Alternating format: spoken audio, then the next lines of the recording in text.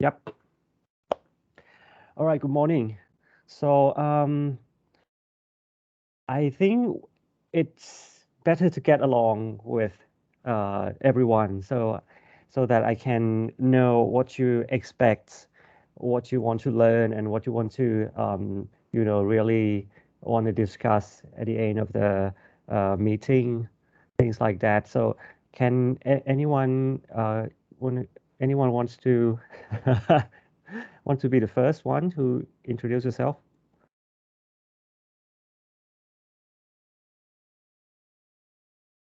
No, I guess I could go first. Right. Yeah. Please. Well, my name's IQ, and my expectations for this lecture, I'll be honest with you, I really don't have any expectations. You Right. seem like a very incredible expert, and so I'm relying a lot on you Oh. yeah. Thank Yeah. you. Okay, what is your background, by the way? My background is in international relations. Right. Okay. Thank you. Yeah. Thanks. Go for the next one. Anyone? Good Annie. Good Annie. Please. Good morning, everyone. Good morning, my name is Yan Jing. You can call me Annie. My bachelor background is tourism industry and hospitality management. Okay. Yes.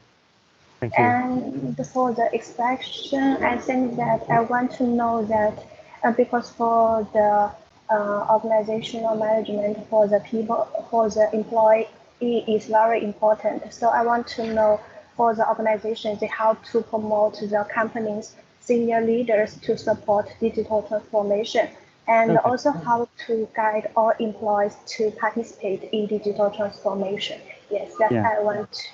I'm looking forward to. Okay, thank you. And this is the most difficult part. So I would say perhaps we can sum up at the end of the session. Okay, thank you. Okay, thank you. Next, please. Good Jono. Good morning, everyone. My name is Jing Li. You can call me Jono. I was major in international economic and trade on my bachelor level. I'm from China. Yeah. Thank you. Thank you.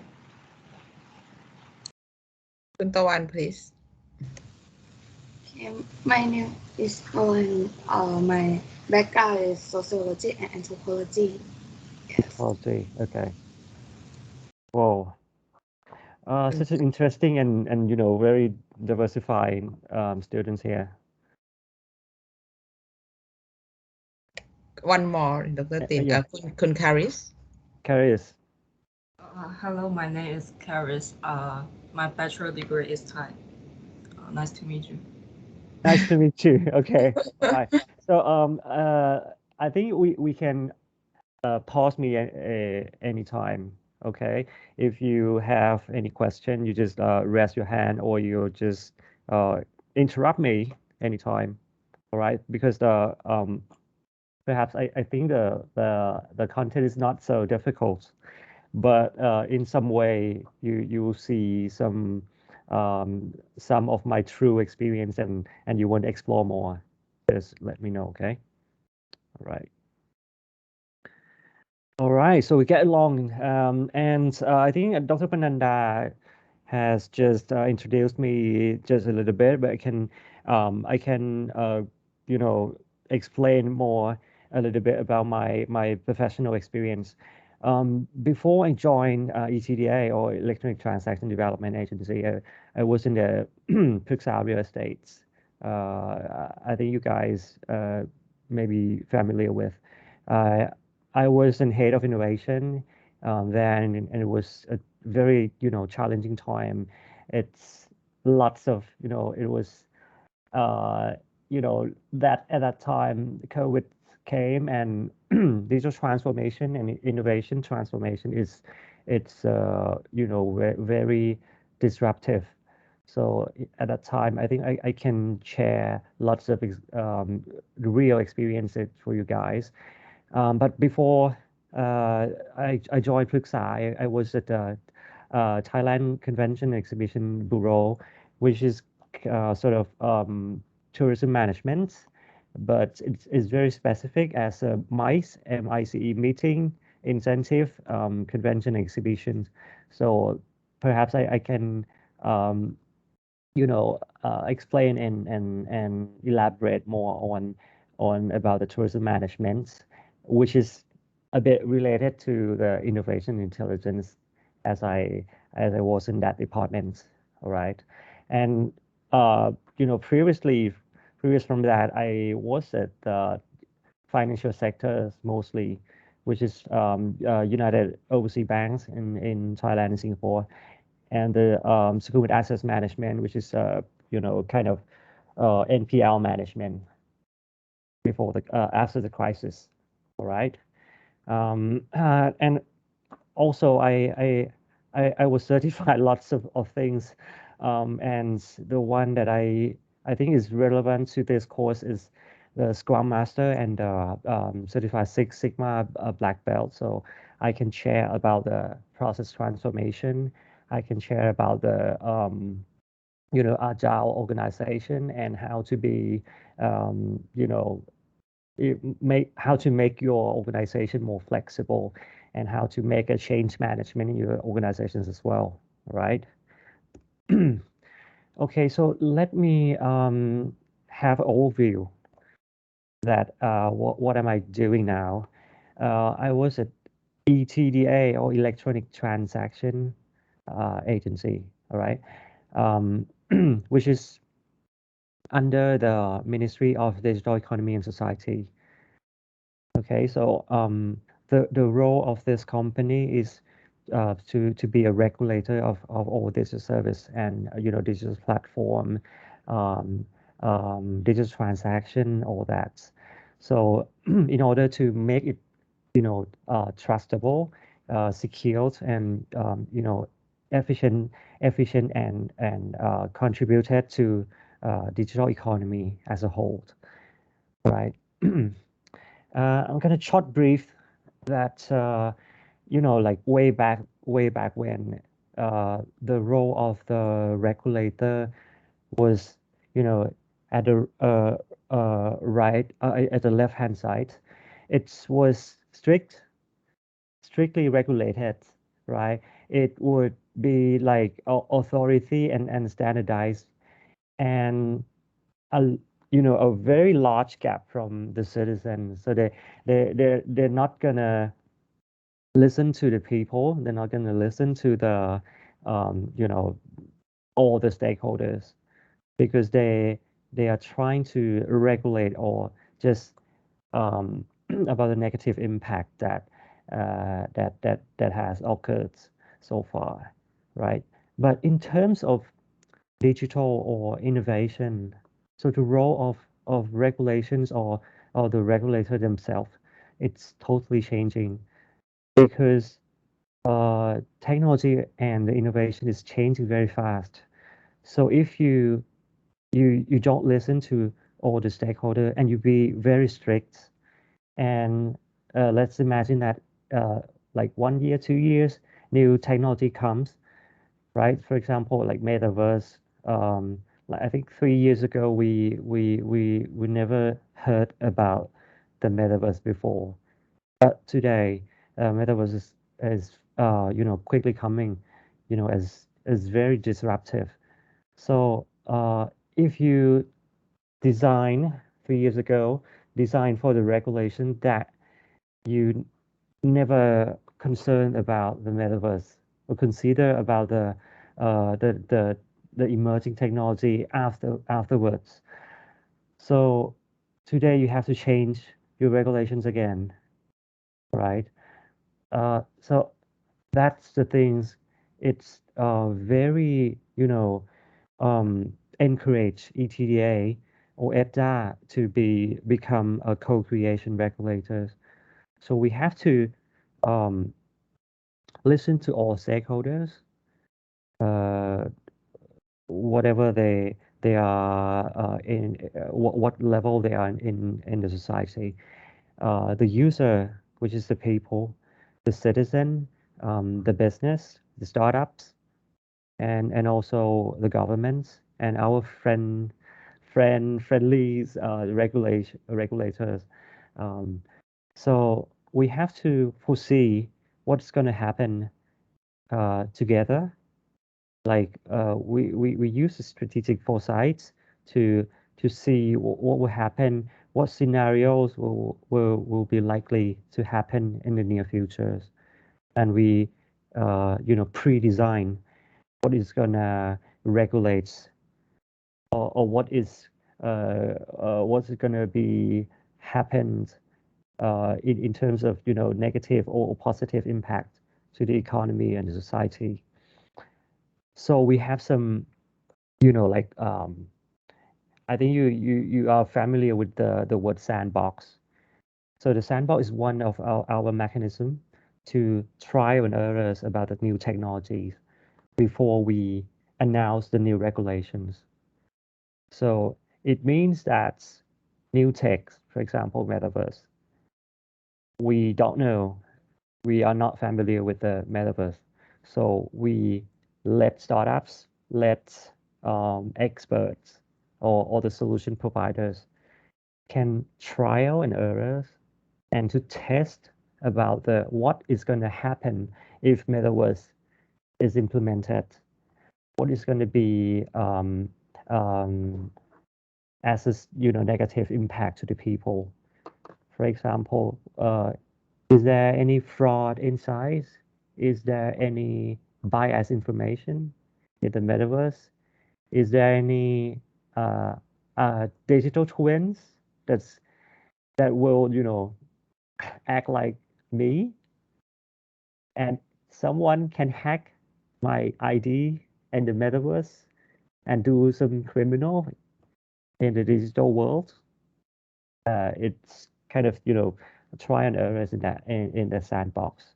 So ETDA team will list all the negative impact and set up some framework and study more before we launch the new regulation. That this is one of the mechanism of the tech regulator nowadays. Okay, so if you guys are familiar with the Bank of Thailand, they are facing lots of fintech technology, startups, lots of things, 10 years ago, and they have launched these kind of regulatory sandbox at that time, and now they are launching regulatory sandbox as a guillotine, regulatory guillotine. So they cut out, they try to lean, they try to adjust all the obsolete regulations as well, right? Any question? Yeah, I actually do. In terms of the regulating the space, in terms of the metaverse, right? If you look at the past, previously like VR chat, there's a lot of child exploitation, if I might say. Right. How does the sandbox and the trials and errors of ETDA, right? How do you handle child exploitation? Because that's one thing that Thailand seems to fail a lot, is protecting the rights of minors, and that's a very large portion of the metaverse, probably in the future as well, about child exploitation and protecting minors from extremism, basically. How do you regulate that at that level?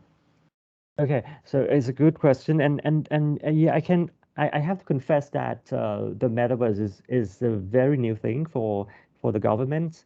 So we will try the metaverse in this year. It is not happened so far, but I can share you something that I think is quite a similar thing. For example, the AI, which is at the back of the social media, for example. We have lots of bias information. We have lots of fake news. We have seen so far about the improper advertisements, things like that.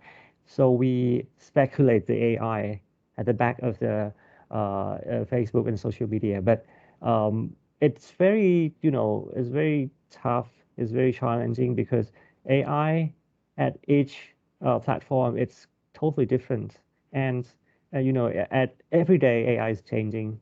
The protocol, the AI machine learning setup, at the back of the engine, it's changing every time.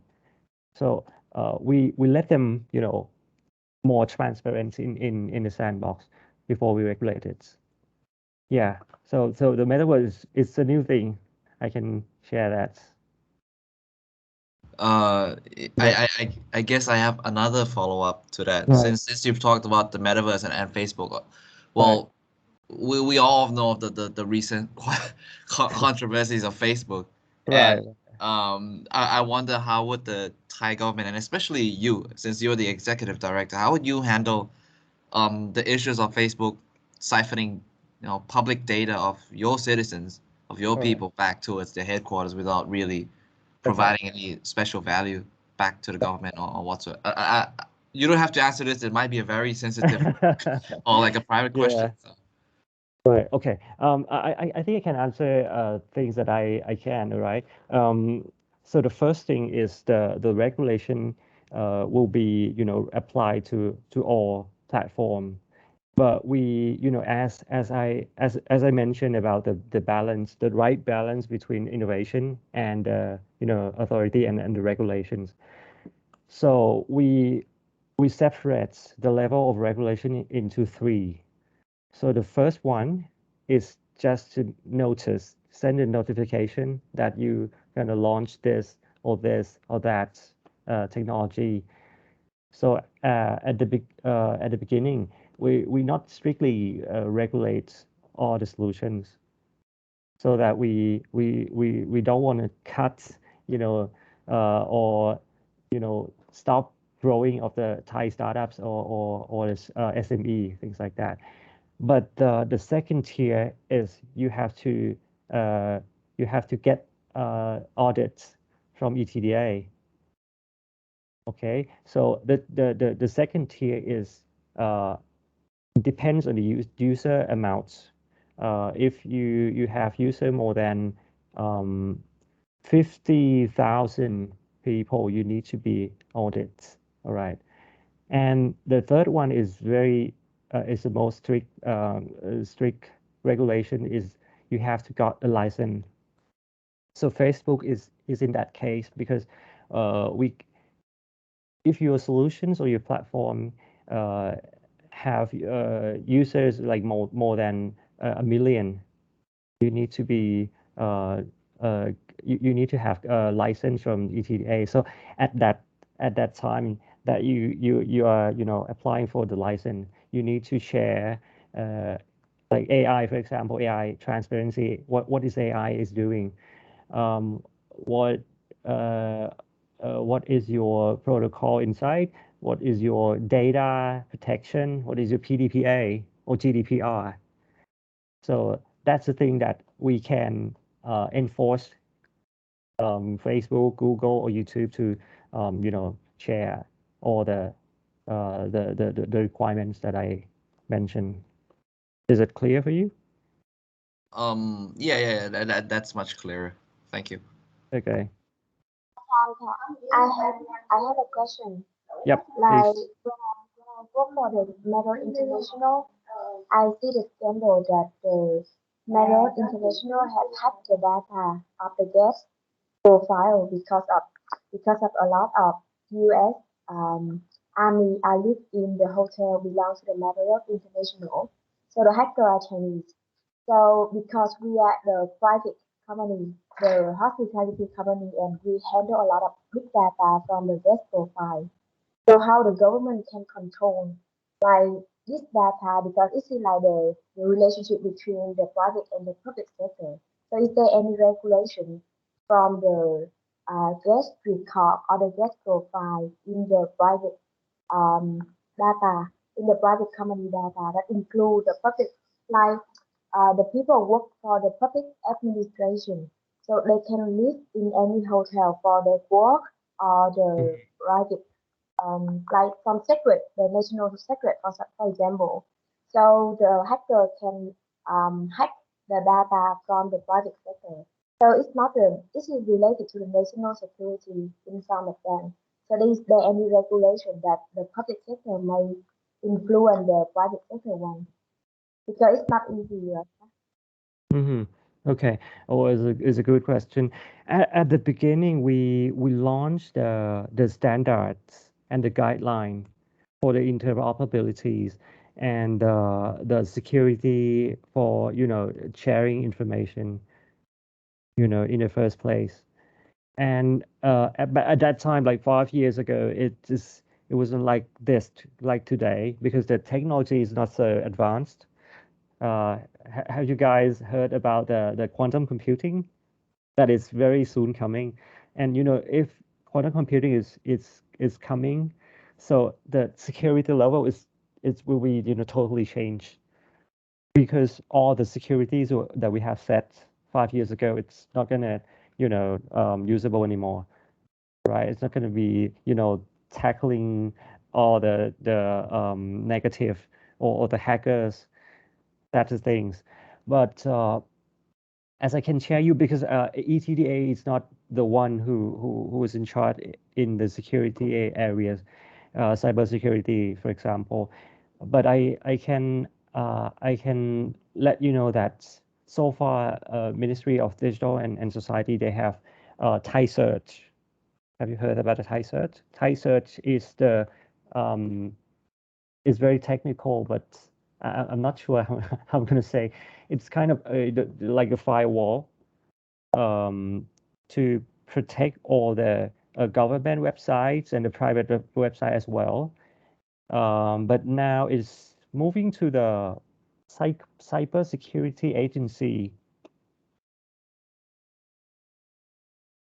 But for ETDA itself, we have only like complaint centers that if you got any hacks or you got any negative impacts things, you can just call the 1212, and we will coordinate all the issues to the cybersecurity agency, right? Okay. Thank you. So I think I'll stop talking about ETDA, but you can ask me anytime if anything is related, okay? And now we are coming to the topic that's the organization and innovations, right? So what is innovation? Can anyone share?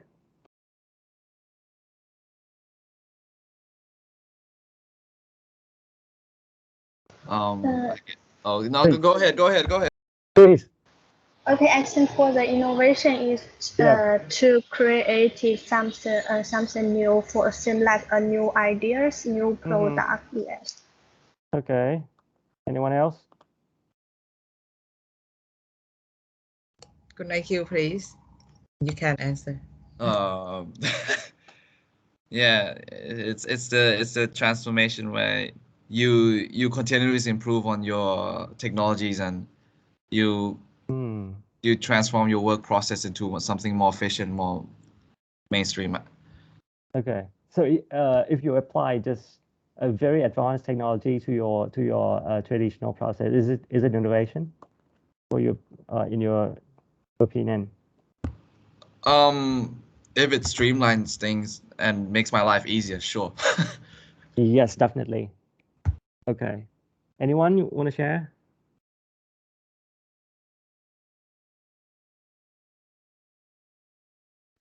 Kun Rin, you feel free to share, and Katie also.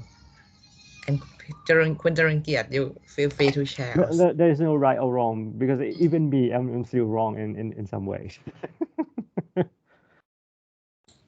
In my opinion, I think is the thing is the new one, including the concept and anything else is the new one. Thank you. Okay, it's a new one. Thank you. Okay, perhaps I think the innovation is quite a buzzword and it's quite myth. It's a myth because even I think especially for the IT or high tech people, they still think about innovation is new technology, is a new thing, things like that. So I think they're struck, in the trap of, jumped to the conclusion, jump to the solution. So that's not innovation. So let me share what is really innovation. That's the buzzword, new things, invention, app, radical digital technology, Thailand 4.0. I asked like more than 100 people, and this one is a common, new things, invention. But according to the MIT or Oxford, innovation is not like this. Okay, so innovation is kind of, is not digital, is not robots. Robot is innovation.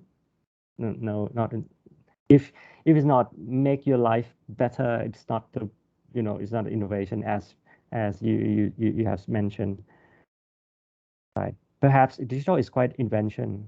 It's not sellable. It's robot is just a gimmick. It's a marketing, and is unsellable. Yeah. So innovation really is new product, new services, new process, plus able to scale. Can be scale up. So innovation can be very simple as instant noodle, because before we have the cup instant noodle, we need to boil the water. We need to have a bowl. It's not so convenient. So they developed the cup of noodle in Japan firstly. Or innovation can be very super high tech as Tesla, because the fuel price is very high now, and the emission is very strict, regulated, things like that. So innovation can be a very wide range of scale, right? So I think I can summarize. This is from Oxford University. Innovation is a desirability, a viability of the product or service itself, and the feasibility, of course. If you invent very advanced technology that can even they can solve the solution, they can solve your pain points. You can be a very good solutions, but it still can be scaled up. So it's not an innovation in a sense, okay? And innovation can be, driven from two aspects. Can be the first thing is the technology push. So it means that the ecosystem and the technology environment is forcing the solution to be happen. And the second thing is from the demand side. So it is obviously from your customer pain points, your stakeholders' pain points, your stakeholder requirements, the social pain points as well. So the two things can be essentially driving the innovations. And innovation can also come from customer driven, I've mentioned, the market driven as well. For example, because COVID came last 2 years, and everyone is lockdown, work from home. So Grab is very now popular, and it's exponentially growth, technology driven, right? And cost and efficiency driven. So innovation can be not only make your life better, but you can make your business easier and more efficient, and cheaper as well. That's the definition of innovation. Okay. Okay, so innovation is quite similar to the digital transformation. But before we go to the detail of the digital transformation, I will ask you guys again, why we have to digital transform. Anyone want to share? Why? We just go to read a book traditionally. Why we have to read on iPad?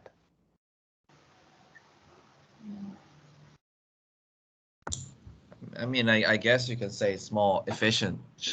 Reading through your tablet or your smartphone, it's much more easier to do that than with a stack of papers, right? You have access in an instant in your fingertips. Right. And another way is it's much more.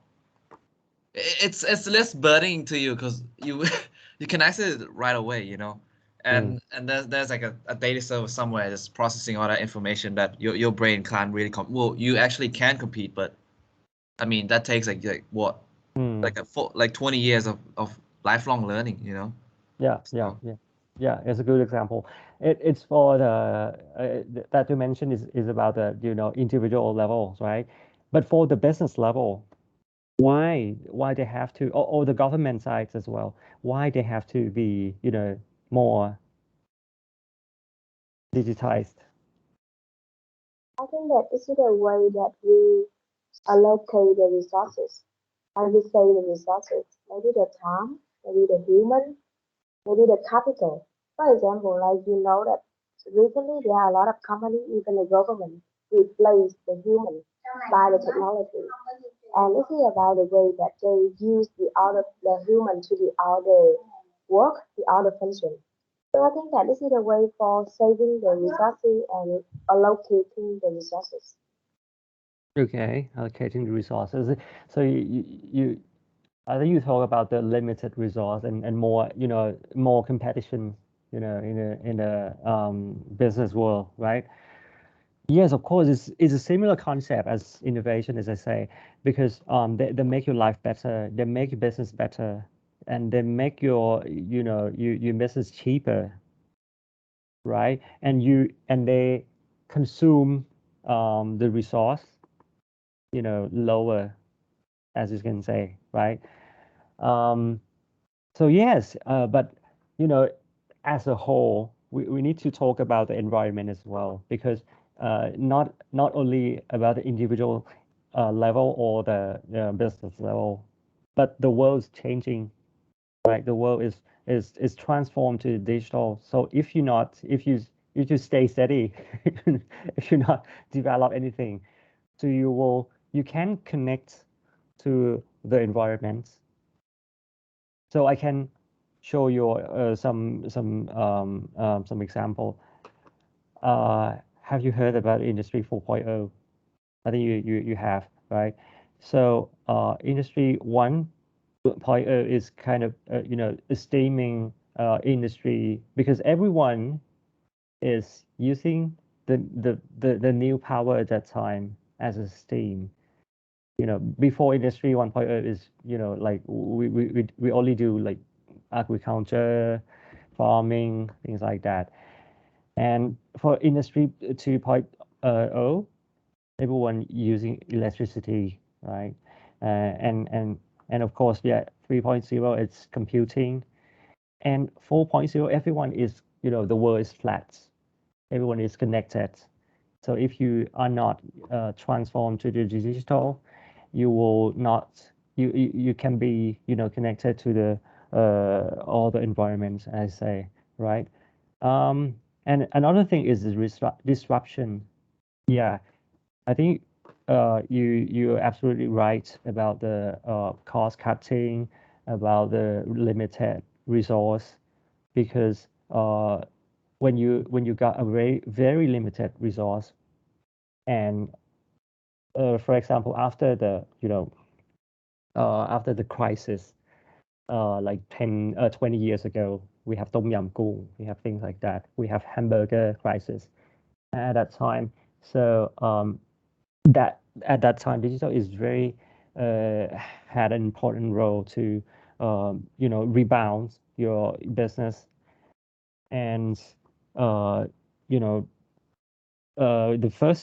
first wave of the disruption is media and music, things like that, because all the technology can unlock and take its enable from the traditional media, from like television and video and rental photography.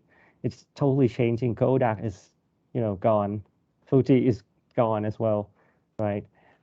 We go to the second wave is print media, TV, and travel HR, and the third wave, it's retail. It's very broad, more broader than only like TV or media.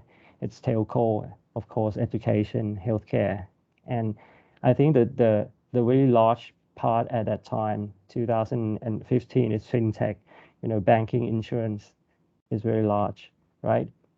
And they also foresee that about 3 years from now, it's going to be all safe haven will be subject to digital disruption. So it means that perhaps it's going to be digitize all the sectors in the first wave, right? And of course, COVID-19 is it's very accelerates the digital transformation. So perhaps the last slide, we foresee that in 2025, all the sector will be disrupted. But now it's not like that. It's all disrupted.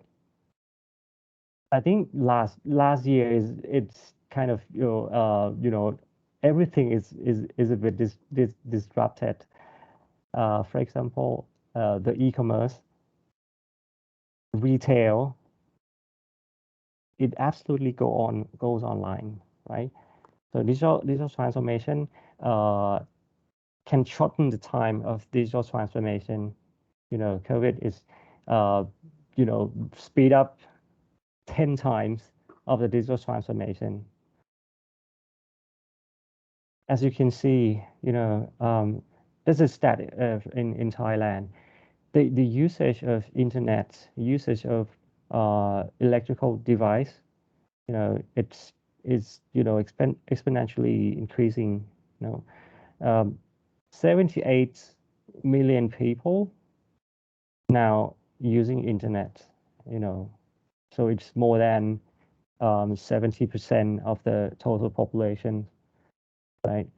And 69.5%, yeah, and it's still increasing. So now it's kind of perhaps 75 into 2022. Okay, and annual change in the number of internet users is plus 7.4% last year, and this year we predicted we estimate that it's going to be 10%. Okay, and this one, the fourth one, I think is very surprised because we have 24 hours in the day, right? But we spend almost 9 hours in the internet, right? And you see the age of the people using internet is 16 to 64. So, even my grandfather, he's still obsessed in YouTube. Every time when I call him, like what is the grandpa doing? Or is on shopping on Shopee or on YouTube. Only that, so it's it's consume your time more than 50%, you know, when you're waking up, right? You know, and you see the last one, percentage of user accessing the internet with mobile device. Traditionally, I think you guys are quite familiar with not your age, but mine. Back when 10 years ago or 20 years ago, I think we only access the internet via the computer, and its PC is not is not like the laptop as today, you know. But after COVID, I think almost 100% people are accessing the internet via a mobile phone. So new technology, AI technology, or no, not AI, IoT technology that we estimate that is going to come like totally in 5 years, in the next 5 years. But no, I believe next year the IoT technology will be, you know, quickly comes in next year, as Ministry of Digital and Society guesstimates it. Okay. And yeah, I think we have mentioned a little bit about the metaverse, right? We believe that the digital transformation 4.0, and it's quite similar to the web as well, because web it has like 3 disruptions or you know, or transformation, and they expected that the metaverse will be the web 4.0 as well, right? It used to be the web 1.0. It's, you know, it's internet that we are familiar with. We have you know, we have access the internet browser, World Wide Web, things like that in that time, and it's changing to the web 2.0 because people can you know, connect like many to many, you know, and we only have some mediator.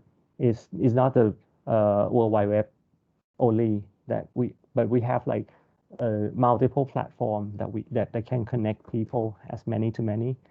Email as a good example. But for the web 3.0, everyone can use the social media, right? We have social network. We don't have mediators. We don't have you know, the one who can be, you know, the center and, you know, disseminate all the all the information. But we can connect to each other by ourselves. We don't have to open the websites in the World Wide Web as the web 1.0, but we can create our homepage in the platform. We can have our new feeds in Instagram and Facebook. We can do the, you know, direct message via Messenger, things like that. But for the web 4.0, it's all about the experience. It's all about the virtual world. It can be connected to the IoT. It can be connected to the AR and the VR as well, to make you more immersive when you're exploring the internet. So the metaverse is not a trend, but it's now happening. You know, as you can see, the, you know, investments of the Facebook and lots of, you know, platform are investing in the metaverse technology, right? All right, so a good digital transformation is not just apps and all the high-tech device. As I mentioned about the innovation, it should be making your life better. It can, you know, cutting the cost, more make your process more efficient, right? So that's really scalable solution, and can serve and makes it, stupid works easier, right? Okay, and apart from the digital transformation 4.0, I will share you about the environments and economy situations as well. Because today I think, especially even after the lockdown, people are more lazy. So you don't want to because everything is more convenient. So you don't have to. So your mindset, your behavior is totally changing. You cannot wait things so long as before. You don't want to go to anywhere. You just want one click. You just want everything to be informative, rather than you have to explore lots of information. You need everything to be put it together and make it easier to understand, and your attention is shorter, right? So the lazy economy can be another driver to make a digital transformation happens more quick. And again, I've mentioned about attention. You're more lazy, right? So you cannot wait until you get the whole information. You only wait for like 20 minutes, and it's not so interesting, and you just pass it, and just pass it again, like YouTube or Facebook or things like that. They are trying to make everything is more comprehensive and very catchy to your eyes and your finger design, UX design. It's about the scrolling down, scrolling up to make you more attention on the content that is displayed, because the information nowadays, it's as you can see in the graph. So information is growing exponentially, right?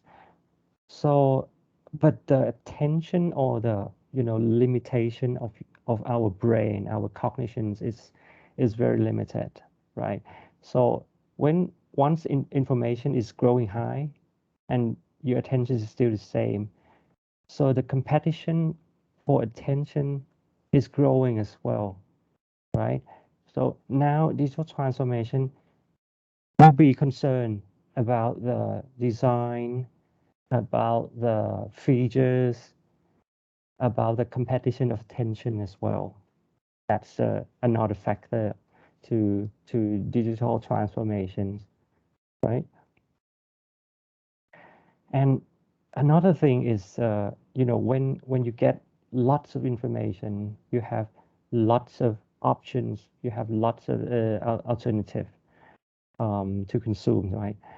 So the platform or the social media or the content itself or everything that you want to sell online should be more personalized, right? So this one is it's example of digital marketing. So in 2015, 7 years ago, not so long. So the strategy of digital marketing, it's quite mass. But today, as you can see, you cannot do the mass marketing anymore. It's gradually transformed from mass to segmented, to hybrid, and to customized, and now it's definitely personalized. So AI, it's the AI is a very critical technology that can drive your business and can drive your digital transformation successfully. This is another example of the personalization. We, like back then, like 20 years ago or 50 years ago, we do some catalogs and journal. The print media, it's transformed to website and digital marketing as a mass marketing. But nowadays we cannot do the mass marketing, and perhaps the personalization is not enough. So maybe we have to do the predictive marketing as well. We have to understand, we have to do some data analytics to make it more precise, to make it more predictable what your customer will be interested in, which products or services. And apart from the features, apart from the digital transformation, the channel, it's also transforming as well. From traditional way, we do some physical channel. We do digital channel. We totally separate the channels, right? We sell online and offline. We open the shop, and we also have Facebook page. We also have Instagram, and the channel is it's quite separate. But now it's turned out to be offline and online channels that is called omnichannel, right? So it can affect all the customer journey. For example, if you see the real stuff in offline, it doesn't mean that you're gonna buy a front, but it may be you can go back to your home and try another thing, see another thing, and and order it by online. Or you can firstly go to the online shop, and you want to try the thing you want to touch, you want to feel all the goods, and you go to offline and you order it. Or you go back home and you order it, and you let the messenger send you back home. It's very it's very flexible in the omnichannel, right? And when metaverse comes, they expected the online the omnichannels will be merged with the metaverse, and it's called omniverse. So I think the luxury brand, for example, Louis Vuitton, Gucci, has already launched the omniverse. It means that you go to the shop, you buy something in a Gucci shop, right? And you get your avatar. For example, if I bought something, bought a new shoes, a pair of shoes in the Gucci shop, it means that I will have another pair of shoes in the metaverse, and my avatar can wear that shoes. So it will be more gamified. It will be fun. It will be encouraged you to buy more, and you will be another one in your metaverse world, and people can see you in the metaverse as you are very cool, you are luxury, you're wearing your Gucci, things like that. And it is very tactical from now on, that you will merge your physical world to the virtual world, right? Okay, so after we go to before we go to the next sections, anyone want to share or Want to ask something?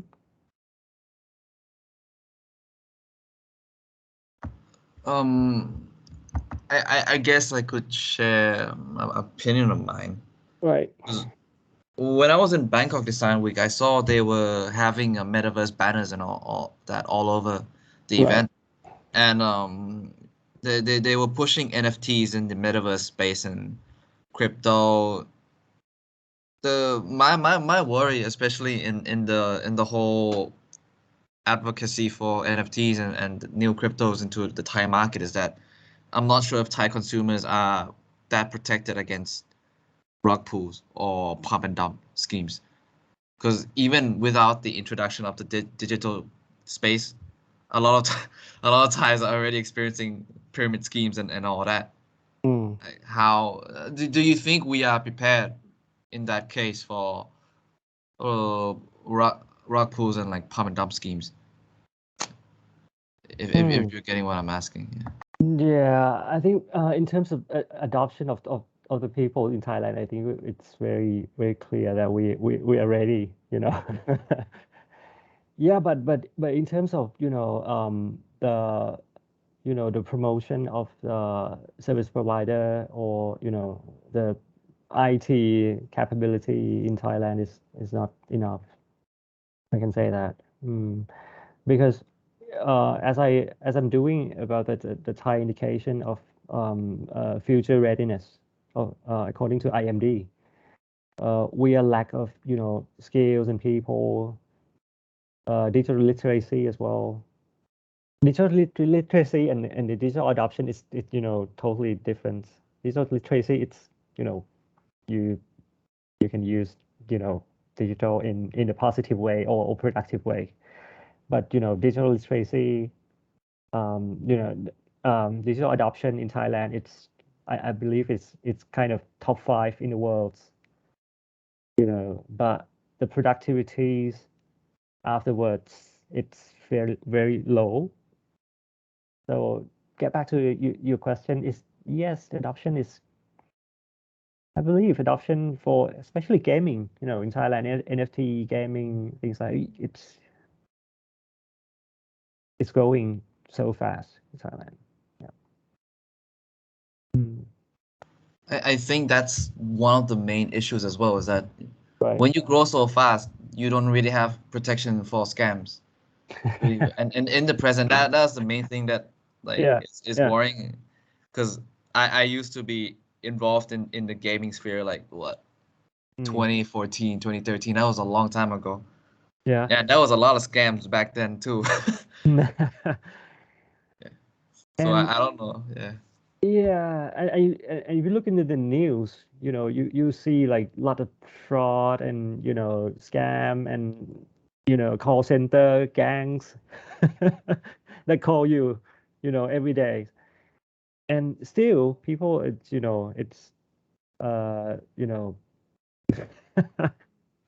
I don't know why people like still answer and still transfer the money to them. It's very basic, it's because I mean, we can say the same thing about people who fall for like NFT pump and dumps and NFT rug pulls and the cryptos. I don't know how many. Well, mind my language. I don't know how many shit coins there are in the Thai space. Yeah. That would be a lot, and the government is so slow. I can share that because as I showed you like previously about the regulations quadrants, you remember, and traditionally government was doing like at the left side. They don't listen to the people. They don't understand the situation enough, and they are not flexible enough to change the legislation and the protection for the people. So if you update the regulations and the scam's gone, but like 2 months the new scam or new way of hacking it's coming again. Yeah, so we need to do like both sides in Thailand, in the Thai context, you need to do some lots of awareness and capability of the people. And yeah, government is very difficult to change themselves, to change the structure, to change the mindset of the the other top leaders. And you see, the government in Thailand is too big. It's fragmented. Yeah, even I am in a government, so I know everything, but it's not easier said than done. It's. So anyone want to share or want to complain about the Thai government? Please go ahead. I think the ones that want to, they close the cameras. Yeah, and I tried getting my vaccine and I couldn't. I signed up through the government service online and they canceled it. And I showed up. I showed up to an empty center. I was like, okay. Yeah. The vaccine and the more prom one, the application of the vaccination it's a good example because at the in the first place the more prom it belongs to the Ministry of Public Health, right? And they are not IT guys, so they only only did what they want to do.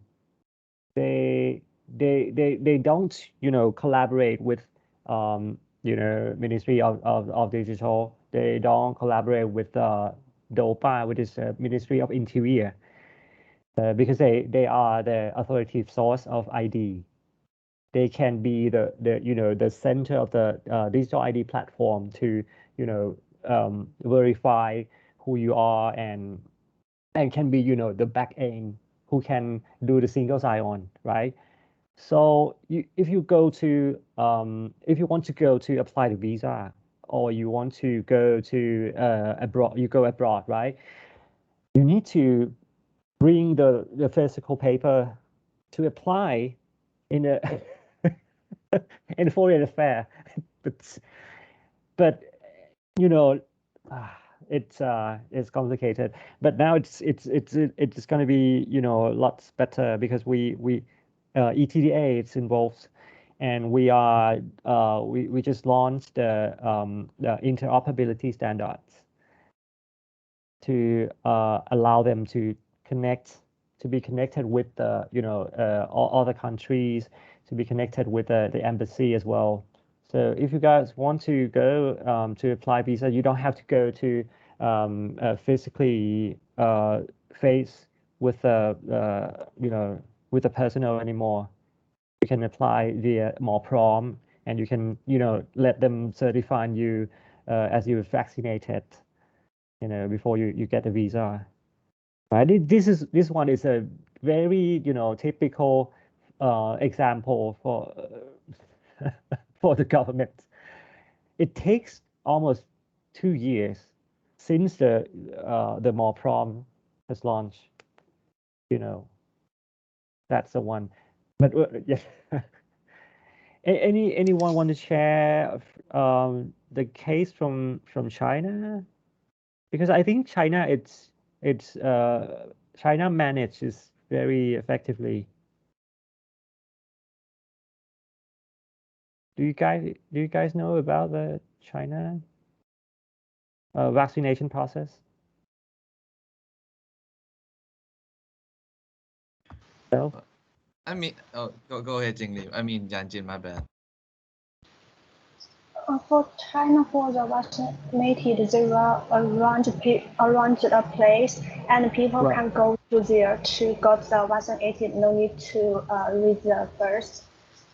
Or at the beginning, they need to make a reservation through the website or the QR code, and then go to the maybe it's a stadium or sport stadium. They will arrange the place, a big place for the people to get the vaccinated. But for the right now, they will arrange it at the local place, maybe the local hospital for the local people. Yes. Yeah, it's a good example. In Thailand, we have some big data called HealthLink. It is launched by the Ministry of Health with the Ministry of Digital together. And the HealthLink, it's ultimately they want to connect all the hospitals in Thailand, connect to the health center in Thailand about your vaccination and your COVID test. Not the only the official results, the PCR one, connected to this platform. And if you want to apply, anything that required the COVID results, so the health link can be, suddenly send out your personal data to that. And yes. Yes, and also for the people who stay at overseas, that for the for example in Thailand, for the Chinese embassy, they will make a survey for how many people stay in Thailand they want got vaccinated, and then they will based on this information, and they will provide a QR code or link. That's for the people you can go to make a reservation. And at this reservation, you can choose the date and also for the hospital, which one you want to go the vaccinated and for the date. And then after you submit this supply form for the Chinese embassy, they will make a reservation for you at that hospital, and then you can go to got vaccinated, and this service is also for free. And yes, that's I want to share. Yeah, good one. Okay, yeah. But the reason why I share you in at the beginning about the innovation mindset and the digital transformation, because the key thing is that when people think about digital transformation, for example, the more prom, the application of the vaccination of Thailand, because they only want to digitize all the data and all the process, things like that, into the digital aspect, right? But they don't be aware about about the what's going to happen afterwards, what is going to happen to all the stakeholders, all the process, all the departments, things like that, and of course for the people. But the people life, it's not better using the the more from one, right? So the innovation, the innovative solution as more from is not so it's not so innovative. It's just a technology that using for what? Yeah, I can say it for what at the beginning. So if you apply the innovation or digital transformation mindset in the first place before the more prom is launched. So the problem of more prom can be connected to any process that require or makes people life better. It's not going to happen. Okay, so our the key takeaway is about the innovation mindset. So digital transformation is not about this high-tech solution or just make an application. You have to think as a whole as well, and you need to be more customer-centric. So after the break, I will share you more about the practical way and the tools to make innovation and digital transformation easier. But the most important thing is the mindset. So the first part takeaway is the innovation mindset rather than going only for the high technology, right? So perhaps we we can have a break at I think we can have a break now, and we going back on 10:30. Is that okay for you? Okay. Okay ครับ so see you in 10:30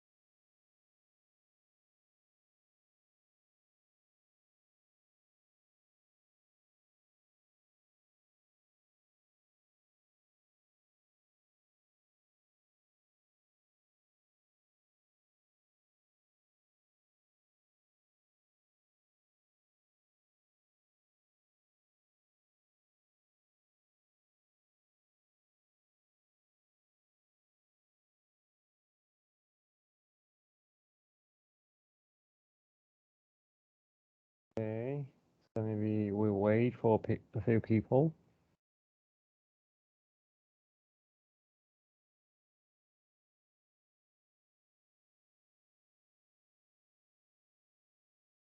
All right.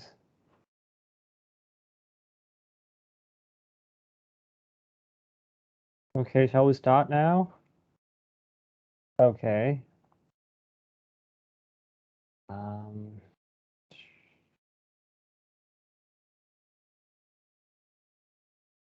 All right. Okay, guys. So the second session is about the we're going more, specific about the organization innovations. Okay, because Dr. Pananda especially request to emphasize on the organization management. But before we go into that, I will review all the COVID situations and what it's directly affects to the organizations and innovations. As you can see, I think we have talked lots of about the COVID will diminish all the startups, SME that are not strong enough, or the capital of the small business, it's limited, so that it can bring a very bad opportunities to rebound and go back after COVID gone. So I have some research about the global pandemic from the past. COVID is not the first pandemic that we have faced, so we can in human we have faced lots of pandemics so far. So 100 years ago we have the Black Death, yes, and no 100 years ago Black Death and the Asian flu, right? It's not change what is human behavior, like totally change, because I think human instinct, such as people are are the social humanity is kind of social, and they try to socialize, they want to socialize together. So quarantine is just an abnormal. It's gonna, because I have talked to many people during the COVID. They said that new normal, it will be totally changing our lifestyle, and we will never go back to the same thing as we did before the COVID. But many experts argue that it's not going to happen because 100 years ago we faced this, and we only invented something, especially the mask. We invented the vaccine. We developed the the health system from that pandemic, but we also get back to the same level as normal, like 5 years after the pandemic is gone.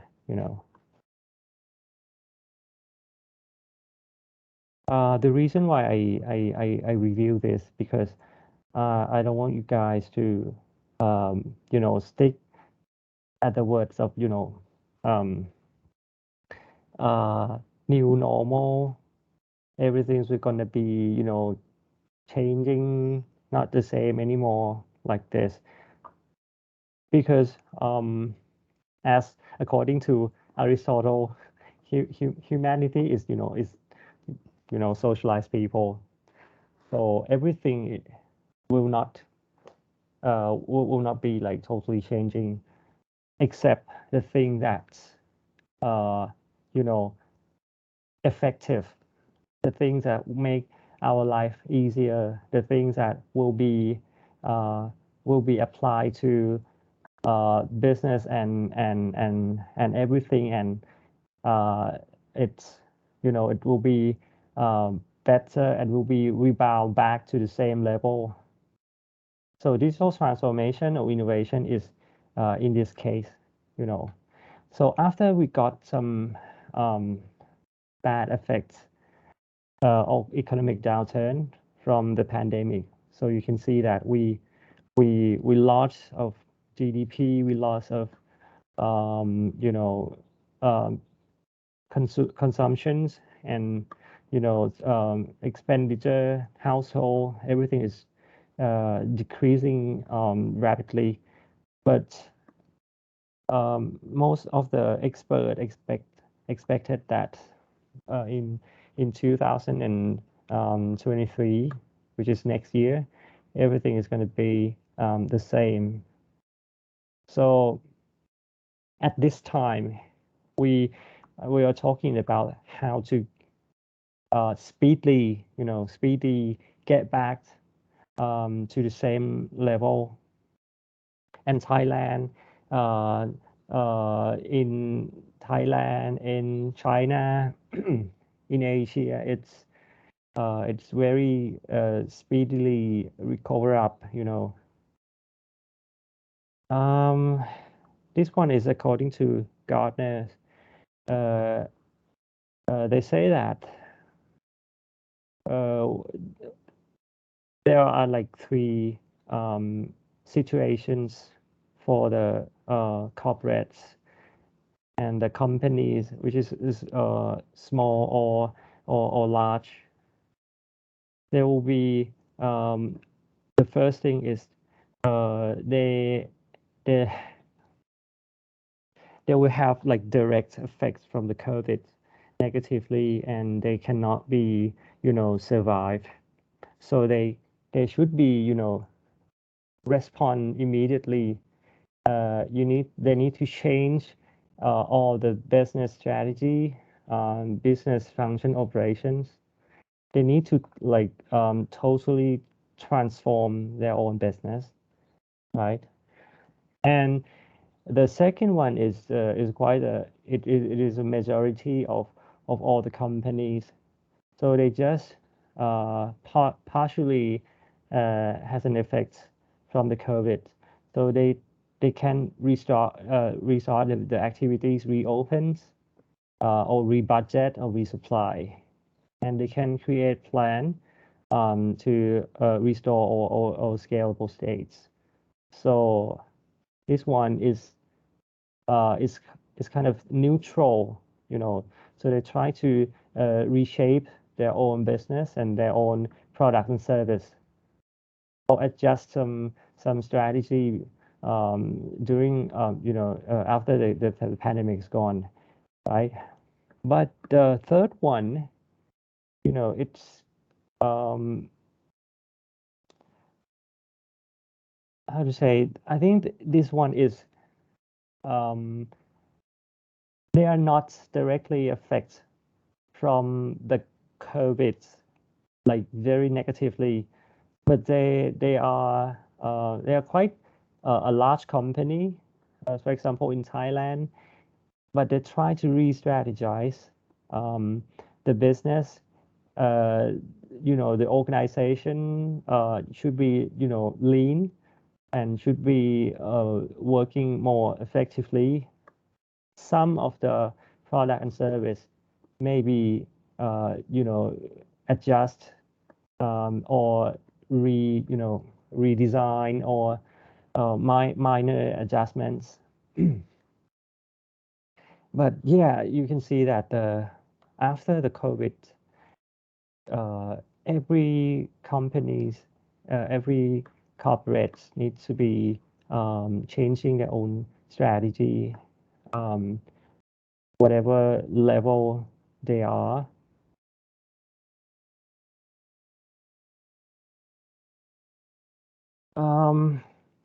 And this one is very important to share to you guys. I think after the COVID, we will see these words more oftenly. This word is VUCA, VUCA. So the world is not the same because we see that, for example, COVID.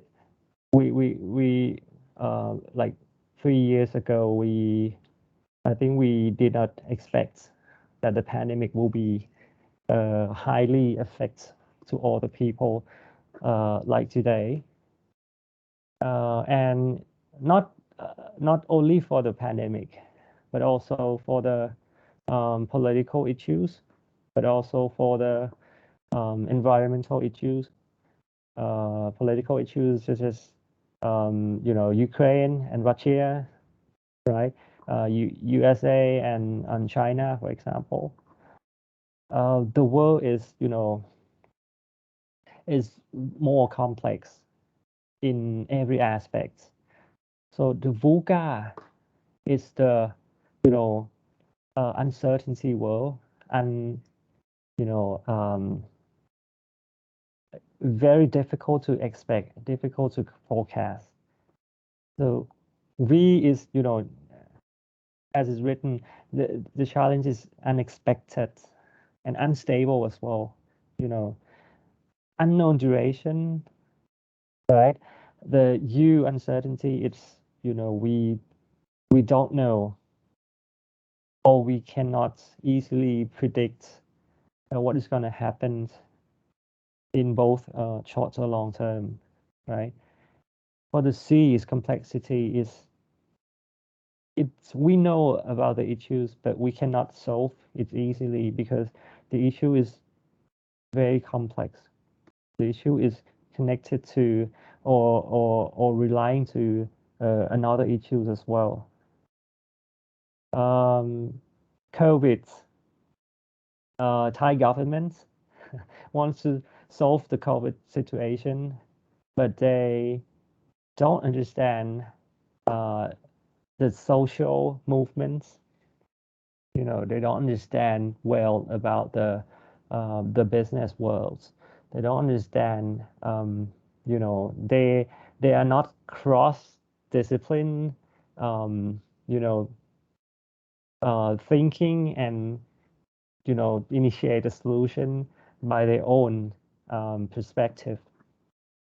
This is a very good example that why the solution from the government is totally fail in the first place, right? Because they didn't aware about the complexity of the problems. And the last but not least, A, ambiguity is we don't know that we don't know.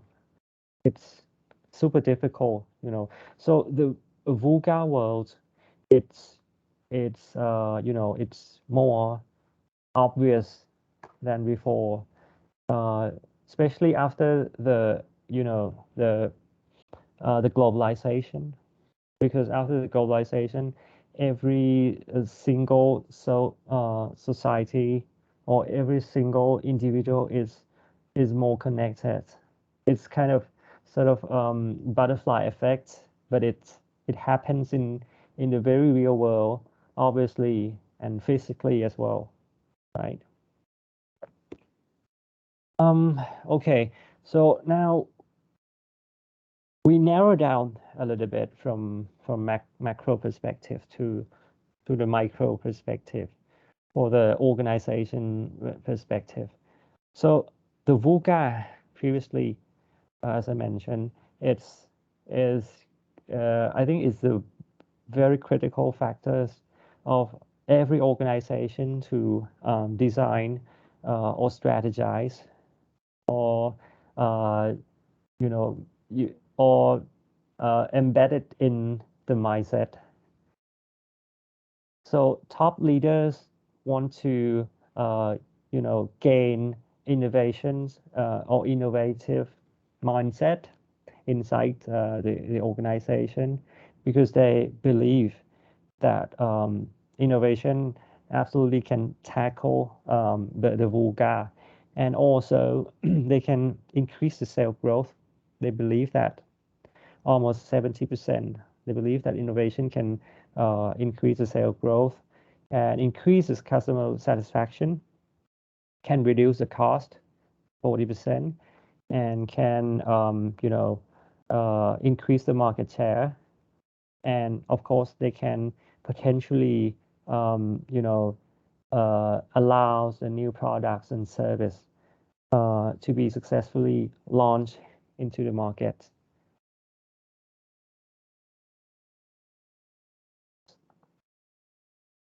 Okay.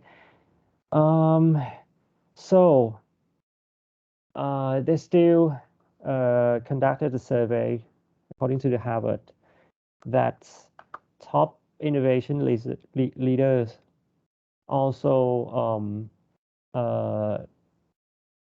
make innovation as a corporate main corporate key issues. That's almost 100%.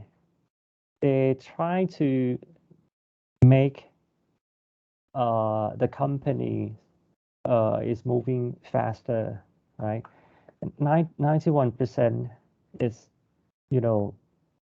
they're trying to build the innovation culture. So innovation and speed is very important to create the innovation to your organization. The third one is all the leaders, they commit to support innovation in every organization level. And the last one is they are totally change the mindset from top-down perspective to outside in, to be more customer centric. Okay.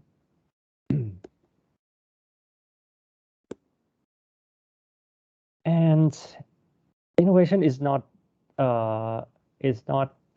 about the good things only, but they also trying to show that innovation will have lots of constraints and blockage, right? But the top one of what blocks innovation is the way of work or the organization culture. The second one is the silo structure. As I mentioned about the Thai government, which is very fragmented, not so collaborative enough to share some idea and resource and destroy the barriers between the government themselves. And of course, they have lots of good experience. They have their own old legacy. So it's very a burden to make some new change or new initiative or new ideas or new belief as well.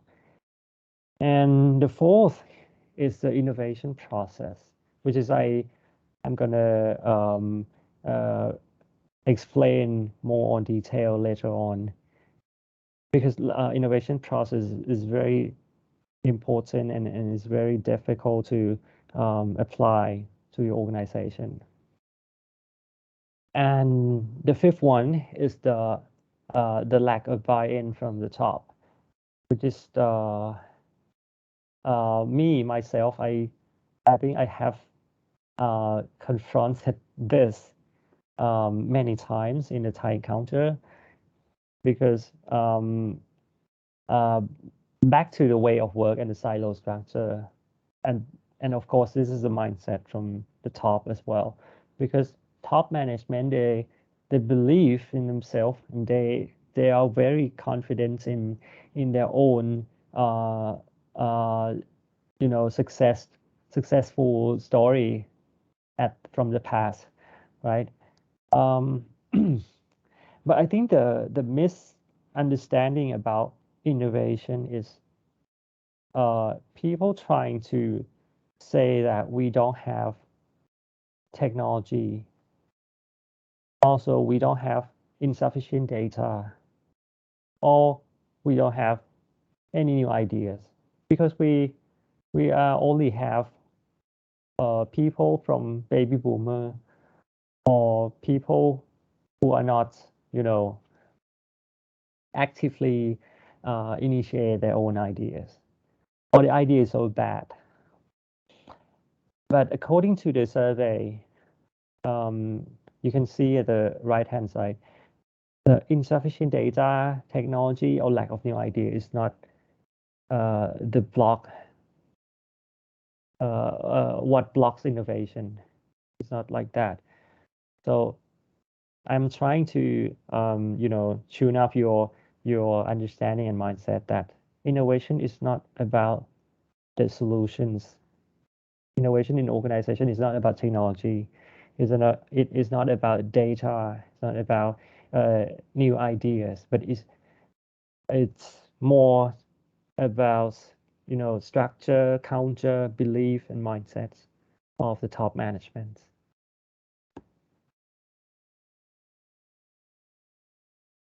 I wonder if my slide is not moving properly. Okay, so next one is about the new model and new knowledge and also new mindset for the top management. I have read 2 books. This one is the Medici Effects and the Open Innovation, and I very recommend you guys, if you want to explore more about open innovation and or innovative organization. 2 books is very compelling, and is, I don't know, I have 2 of them on my bed during the COVID, and I love it so much. The Medici effect it's talking about intersectional ideas. It said that innovation cannot be happen if you have only your own perspective. Whatever you are the experts, or you are the very professional, very experienced people. They say that from the vulgar world, everything is so complex, everything is so ambiguous, so cross-functional or cross subjects, cross idea, cross disciplinary is the key to initiate or create new innovations. At the left-hand side, it's a model called quadruple helix innovation, which is quite in the macro perspective. So they said that for me, as I'm a government officer, I need to work with all the stakeholders in the four groups, which is our friend government and the academic research, which is Dr. Pananda, NIDA as well, right? The business side to get the requirements and get the strength, such as high investments, high in technology, high in have lots of influence of the business or GDP of Thailand, and of course, last but not least, the society, the people, the citizens. So in order to launch some, as I mentioned earlier, it's if ETDA, my office, wants to launch some new regulations, we need to work as a quadruple helix. We need to design from the societies and business requirements, and we have some new research from from abroad, from the well-known universities, to be benchmarked from foreign countries, from the Europe, from the Americas, because they have done this before Thailand, for example.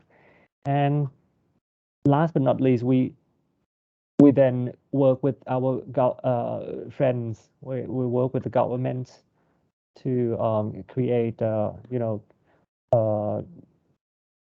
policies or regulations as everyone require.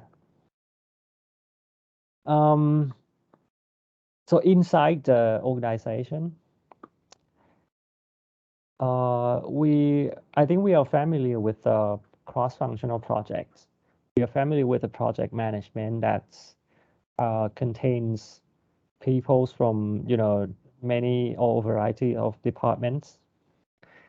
They can share ideas. They can share their expertise, to initiate some valuable projects, and open innovation is not only working as a group internally. They also talk about how to work with other companies, work with startup, work with academic research. Even you are private or government, you can open your your tasks, your daily tasks, or your special projects to other sectors as well.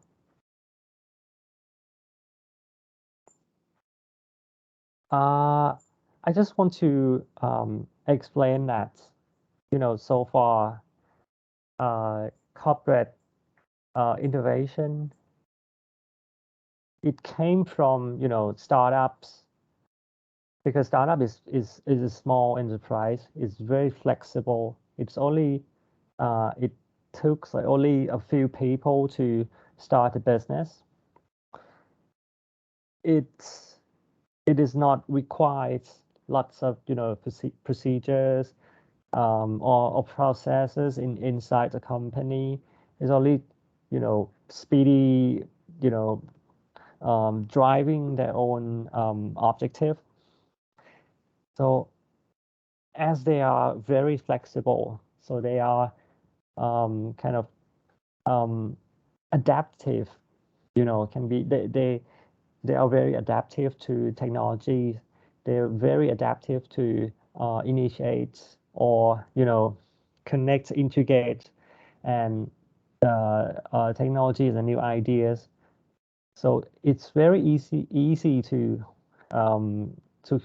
generate innovations. Back then, like 20 years ago, and that's at that time, startup is is opening like flourishing, all over the world. Facebook, Google, they were startups before, but when time is changing, yeah, of course we are in the capitalism world. So corporates, they really want to they really want new technologies, new ideas from startups, right? So they're trying to work together with the startups they try to M&A with startups. They invest in startup, right? And the startup, it's, you know, startup era 10 years ago, it's gradually, you know, fade away. As you can see, I think we are having a good example in Thailand. You know, big corporates such as like True Corporation, CP, right, AIS. They were changing themselves 10 years ago to be more like VC, venture capital.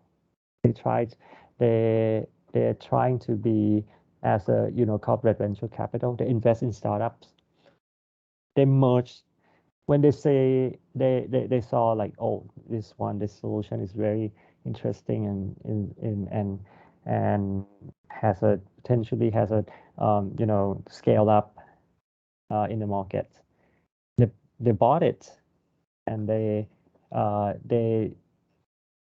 strategically align with their own you know, market objectives at that time. So startup, it's, you know, gone, and, you know, spin in as a one of the product and service of the big corporates. But today, the way of working like that is gradually, you know, gone, and the investment of corporates to, you know, buy new solutions on and new product and service from startups, or buy startups, it's, you know, they have lots of challenging, because the investments of buying, it's only 1 or 5% surviving rates, you know. So they trying to change and reduce the risk of investing in startup, and they change to be, you know, another, you know, model at the right hand side. They trying to apply the open innovation. They're trying to work together with startup before they invest in them. So the first thing is the way that the big organization turn them to be the corporate venture capital, or CVC. So as I was in Prixa Real Estate before, I was a head of corporate venture capital, which is I have my own investments that I need to be at. You know, I was a scout, and I need to be looking at interesting startups that can be aligned with the corporate strategically. And also, if I want to you know, get some good returns from the startups, I need to check, you know, the feasibilities of the startup itself, see of the potential opportunities to get my money back, and I you know, after like a year, I totally failed because, as I said, I invested in perhaps 30 startups company, and only 5 of them could survive at that time. So the portfolio, it's totally failed, you know, almost 50 million baht. So, and I talked to my partners, which is CVC as my company, and at that time, it's the CVC, it's not, you know, working at all, because startups, you know, they are very risky to invest, or once the economic downturn, and especially real estate in Thailand 5 years ago, it's very a sunset period, you know. So we were changing from CVC to the corporate venture builder, which is very lower risk of investing, because before we invest in the startups, we apply the open innovation model. We set some events, and we dedicate our special teams in Pruxa to work with startups in a particular project, which is still aligned with the corporate strategy of Pruxa. At that time, Pruxa wants to extend their service to the home maintenance, and they want to create some community, and for example, like the fitness and the parking lots in the in the surplus space around the projects, the house projects. So we do some hackathons. We introduce the problem statements to the public to let startups to apply, and then after we dedicated our team and work together with the winner of each problem statements, they work as a team, and we have a short period contract with the startups to reach the profits, to reach the requirements, blah blah blah, like this. And if they can achieve, we will spin out both our own staff and the startup themselves to work together, and then allow Pruxa as a corporate to invest to become a venture. So that's the difference way of doing working with the startups from corporate venture capital to corporate venture builder, right? Is there any questions? This is very important, and I think it's very critical of corporate innovation and open innovation nowadays.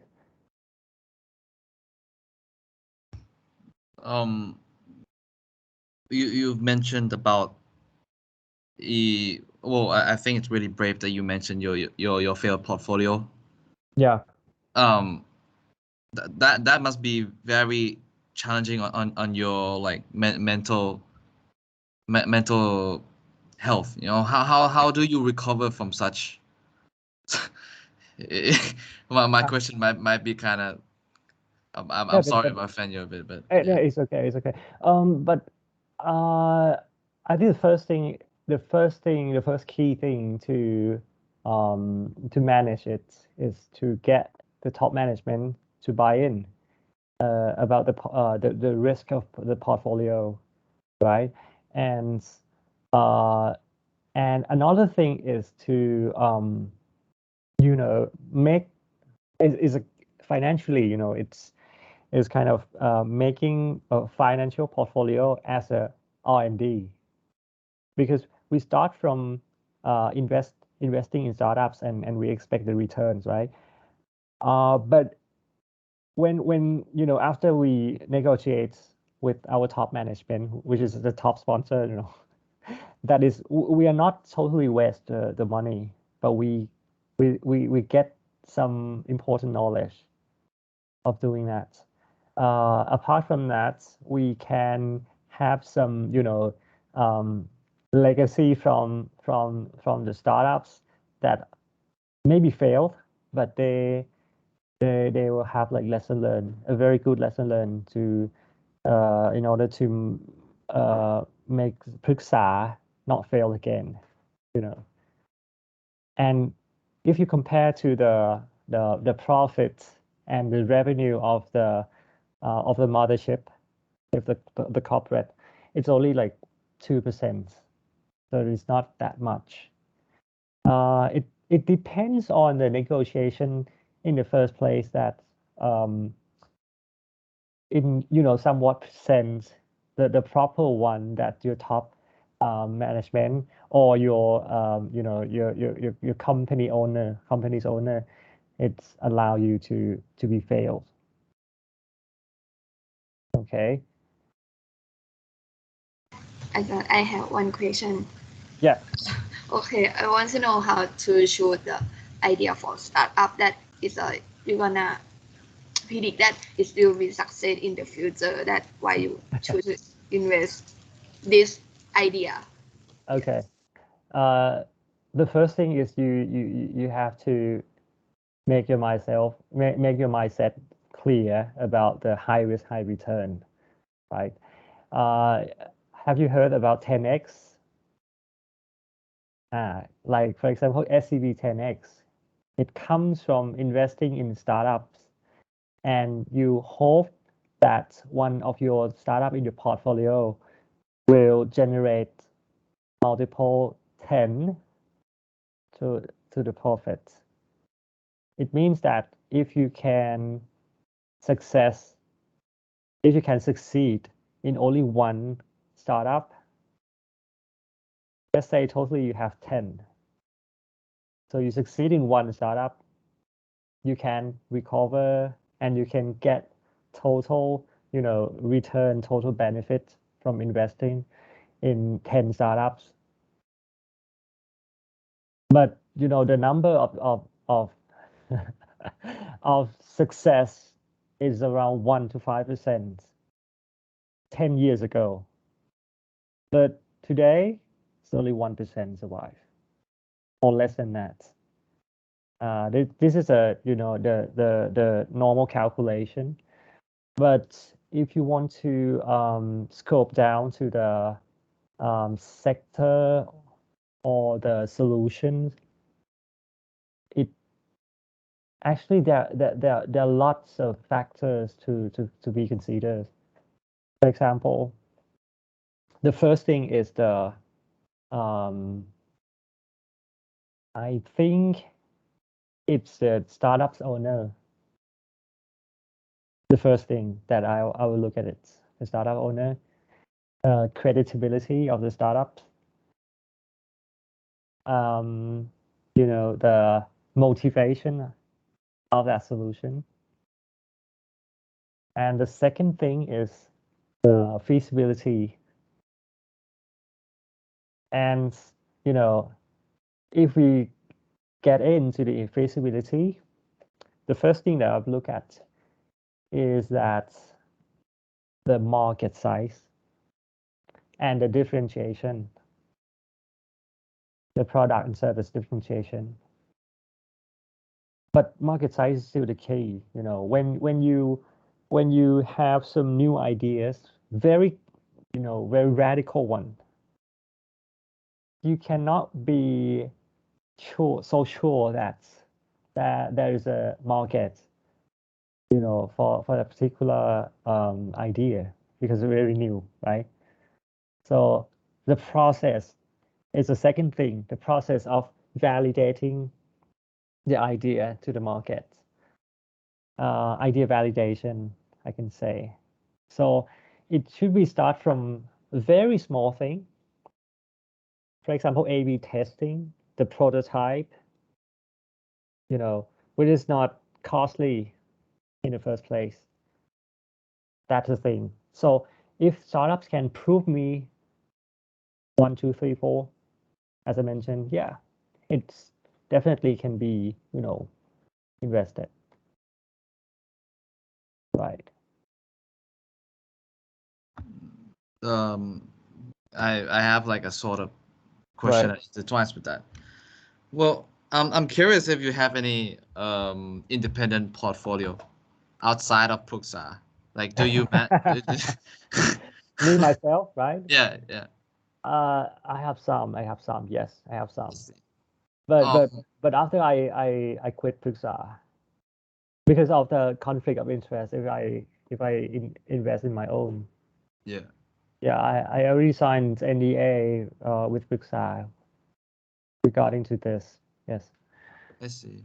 Because well, I've always thought about, you know, independent investing and playing into, well, stocks basically, and Right. I kind of find myself being lost in the mirage of information, and seeing that you have a background in financial analysis and business analysis and analytics, I was wondering, how do you conduct your independent research without the resources of a corporation?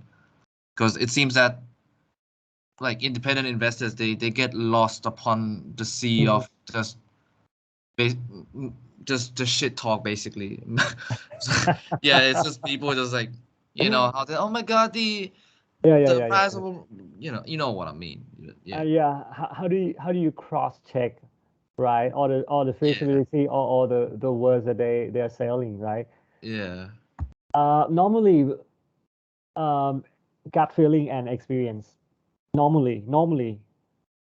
But I have my own team to, you know, do some market research. Like I said, you know, when you're facing radical ideas or very, you know, advanced solution, it's very difficult to get some, you know, backup stats or, you know, you know, viable you know, viable evidence that they can survive. So I think it seems like you're buying the lottery, but you're buying lottery with your experience and your mindset and framework so far. You know, that's why survival rate is only 1%. But you can I think you can easily predict from, you know, like sector and, you know, trends analysis.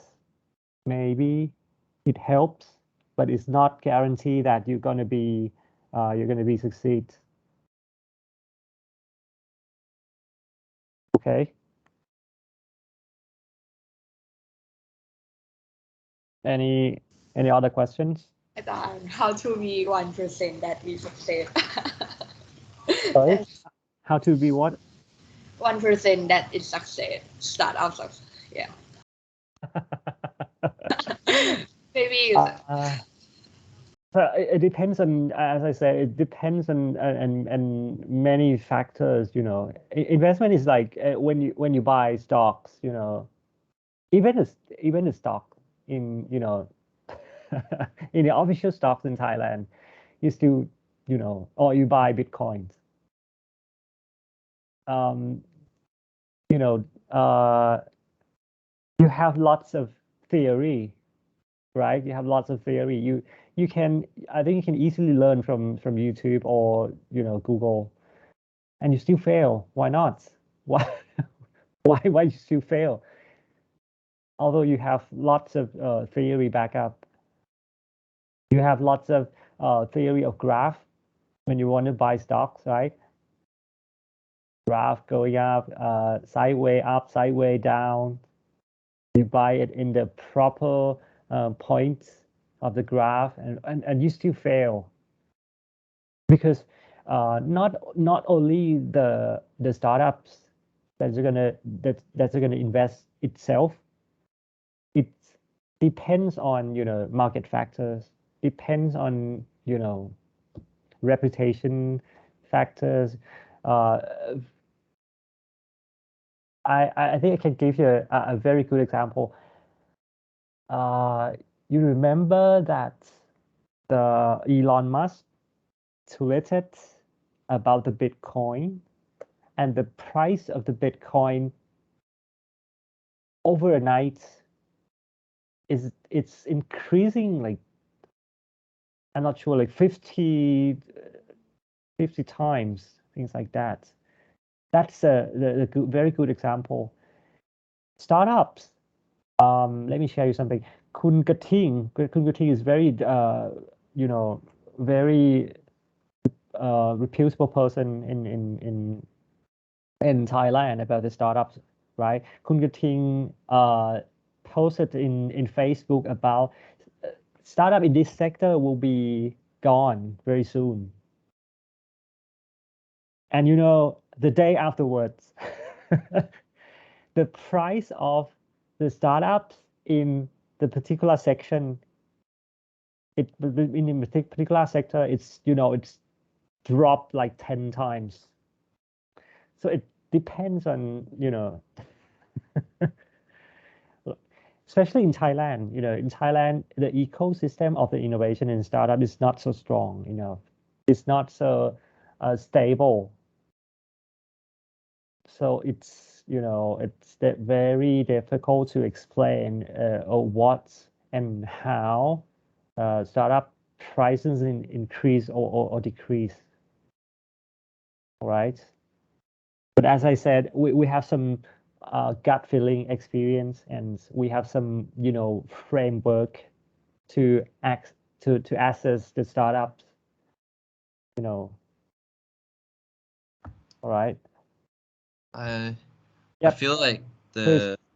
yeah, I mean, I obviously I do not have as much experience as you do, but when I've talked to some other players in the market, or just trying to grasp my own understanding of Thai stock market, it seems that there's a lot of and there's a lot of market manipulation. There's a lot of screwing up the numbers in the financial department just to seem like it's financially viable investment.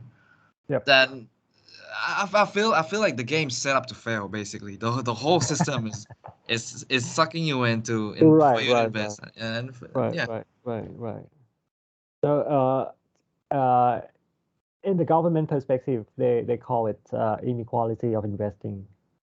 You know, because a government themselves, they're trying to make a very good regulations about how to you know, standardize the knowledge, how to you know, minimize the market manipulation. But that's the theory that can, you know, can help partially, not the whole thing, you know, because you still have to take your own risk, as the market needs to be, you know, spin very quickly. That's the thing. But again, a corporate venture capital and venture builder, it's try to minimize the risk to the corporates. If you compare to the if you want to invest by your own, you don't have any resource, as you said. Yes, definitely, yes. And you don't have any strategic alignment, right? You only expect for the return, right?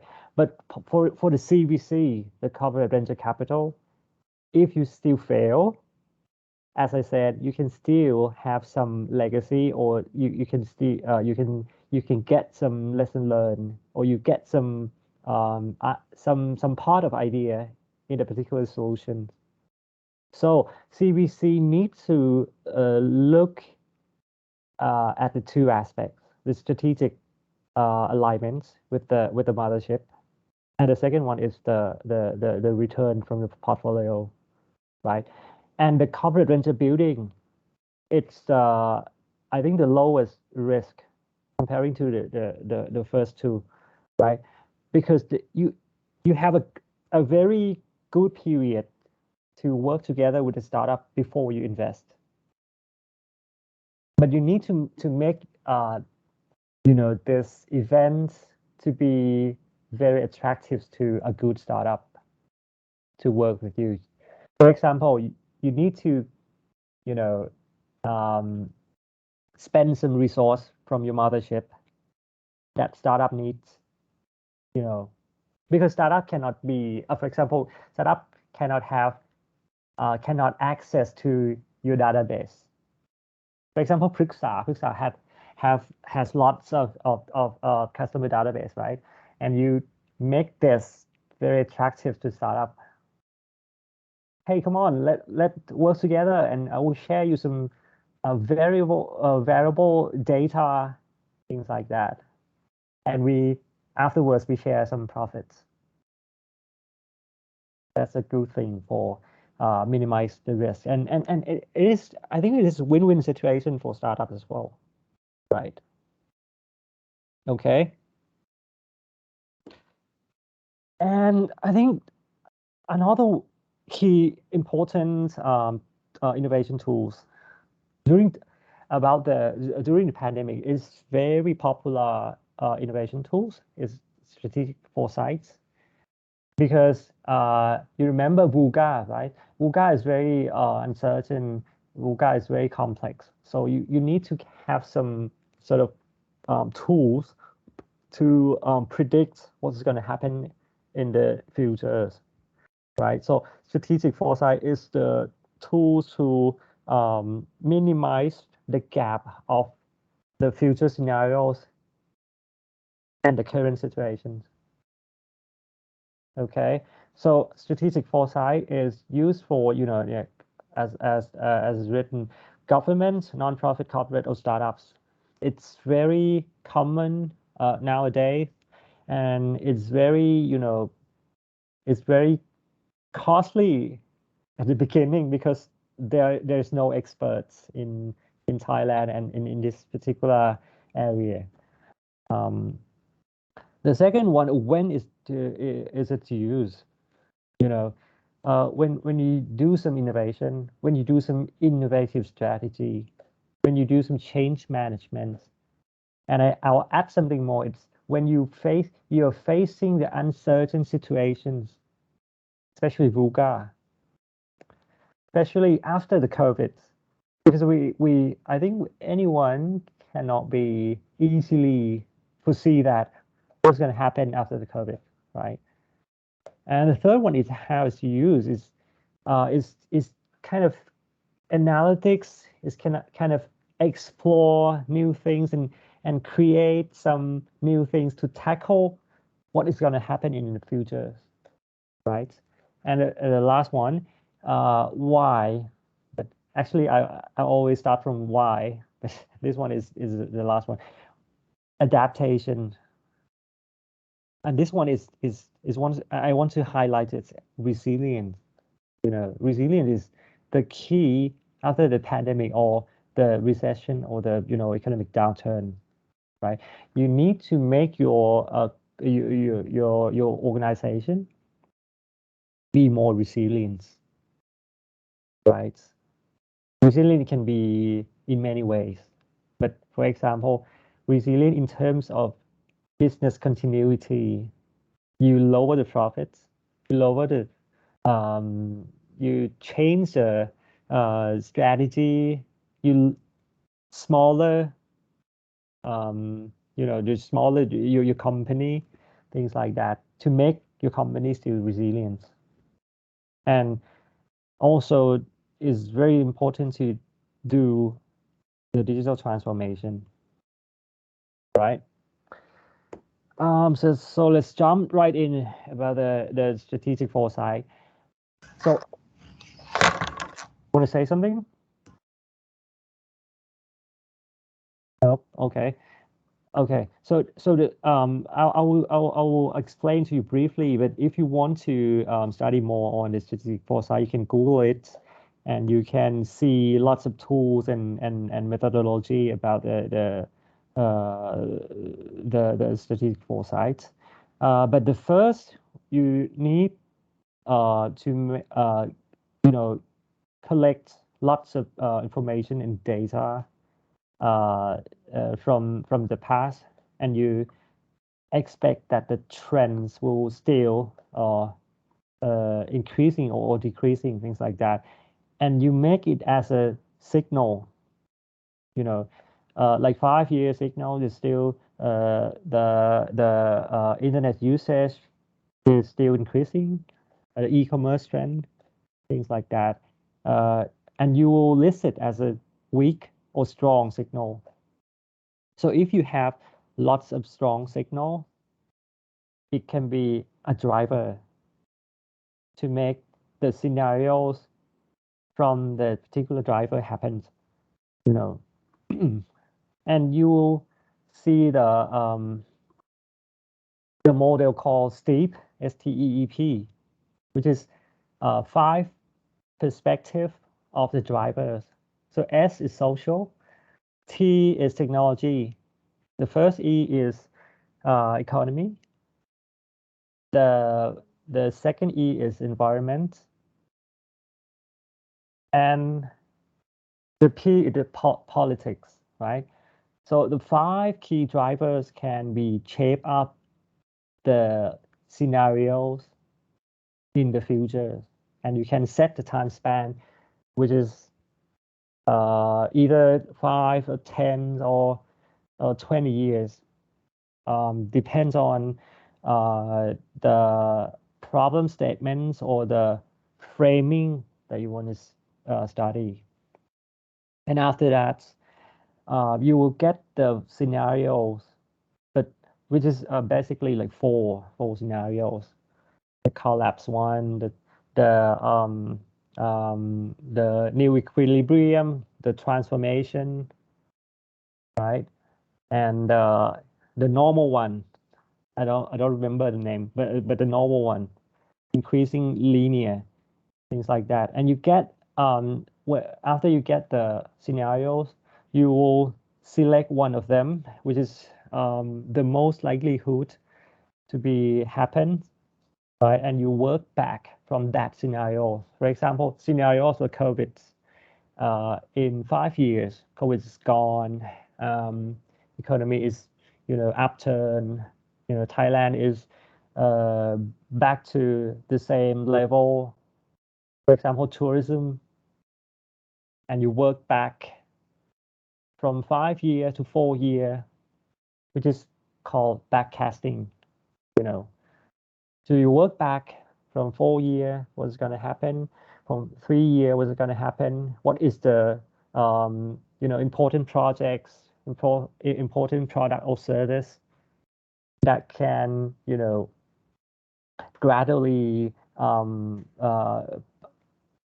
be a prerequisite for the year 4 and for the scenario in the 5 year, things like that. And you plan back to the closest year, which is next year. It's very clear what's it gonna do in order to make the 5-year scenario happen.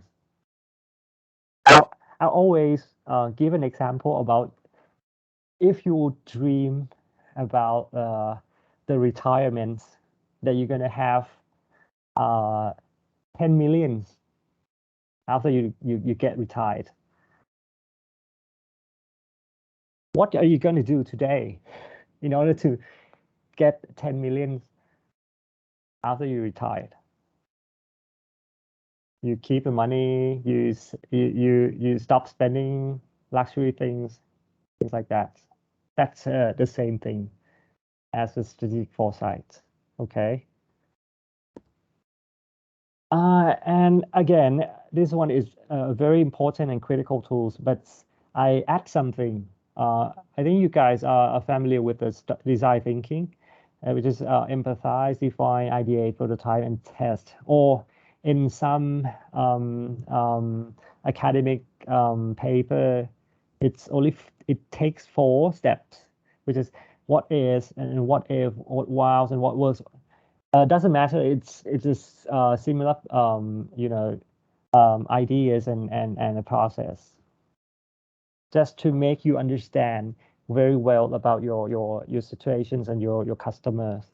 You empathize them, and you define the problem statements before you ideate, right? And you do some small thing to trial and errors to check, to validate the market by doing the prototype.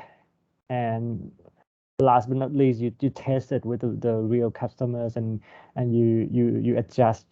You do some agile, do some adjustment, minor thing, adjust until your customer is satisfied, right?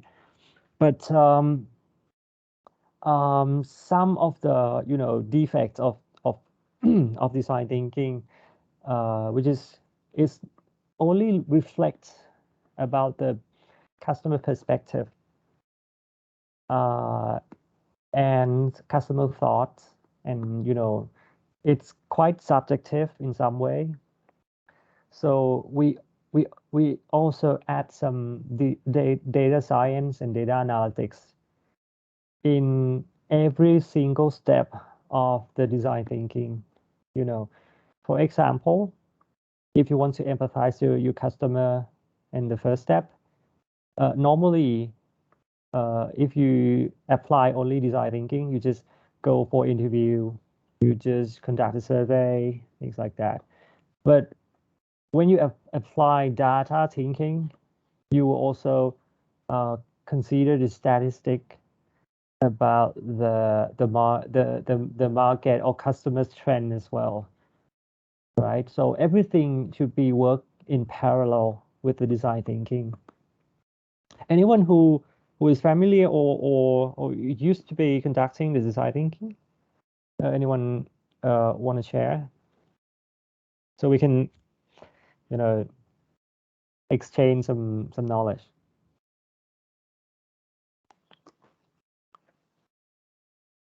No?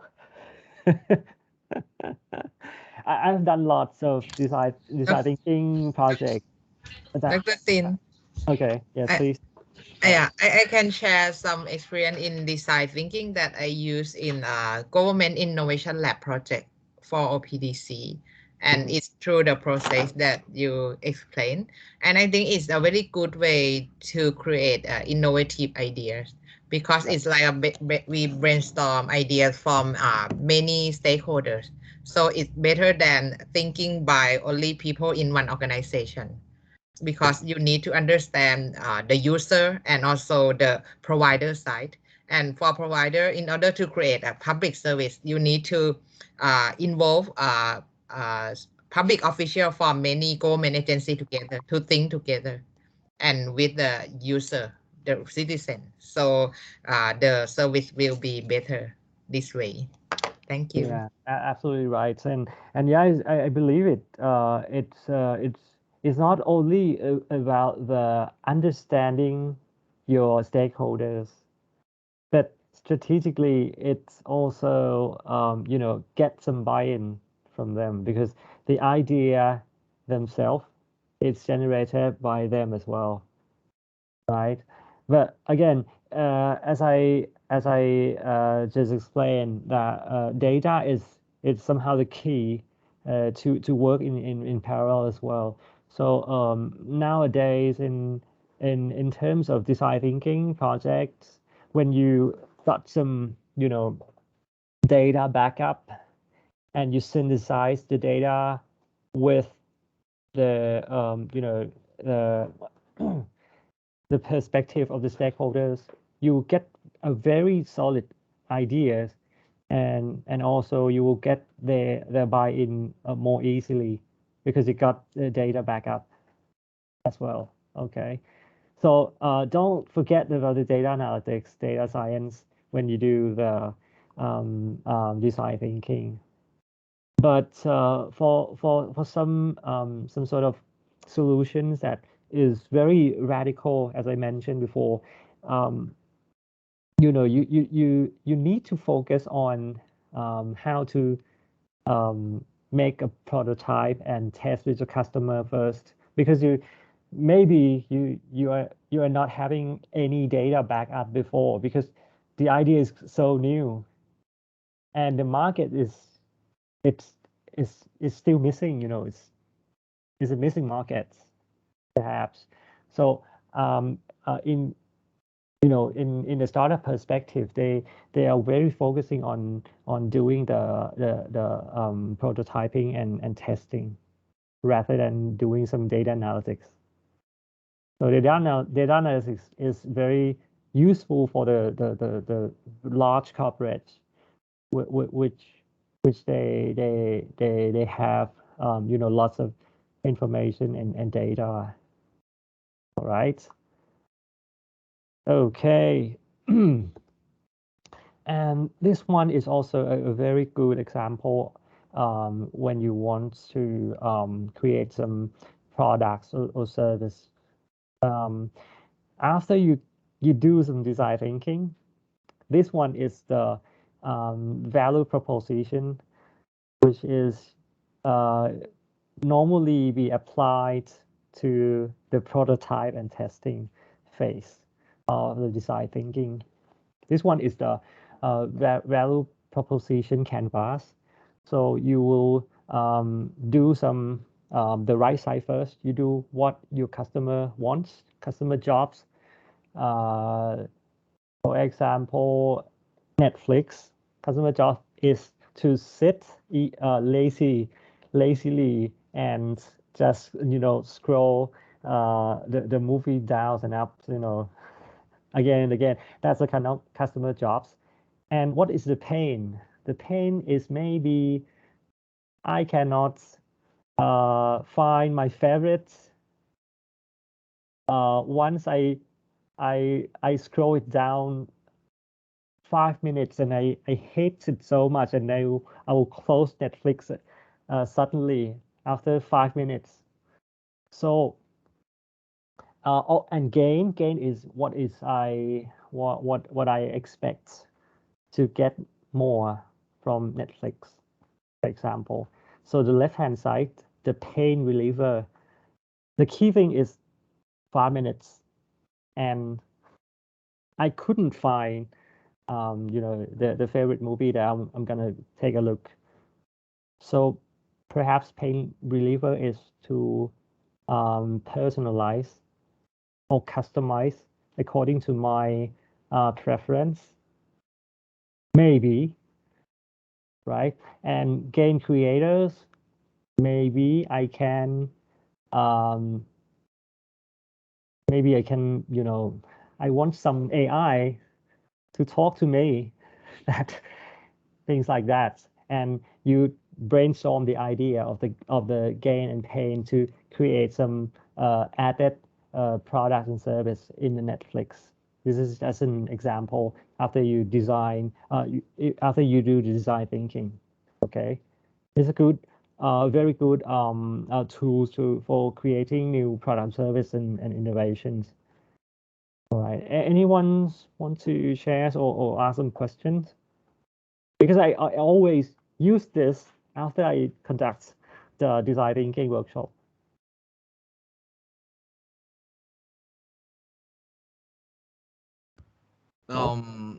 I was wondering on the value creation, because sometimes when we do value creation, we get we reach like a nutshell of our own belief into the product that we've created. Like how like sometimes, like what's the percentage in your belief? Oh damn. Sorry. The cats are fighting outside like mad. But yeah, I'm a bit distracted, but I was wondering on the success rate and the accuracy of this value added creation in your experience personally.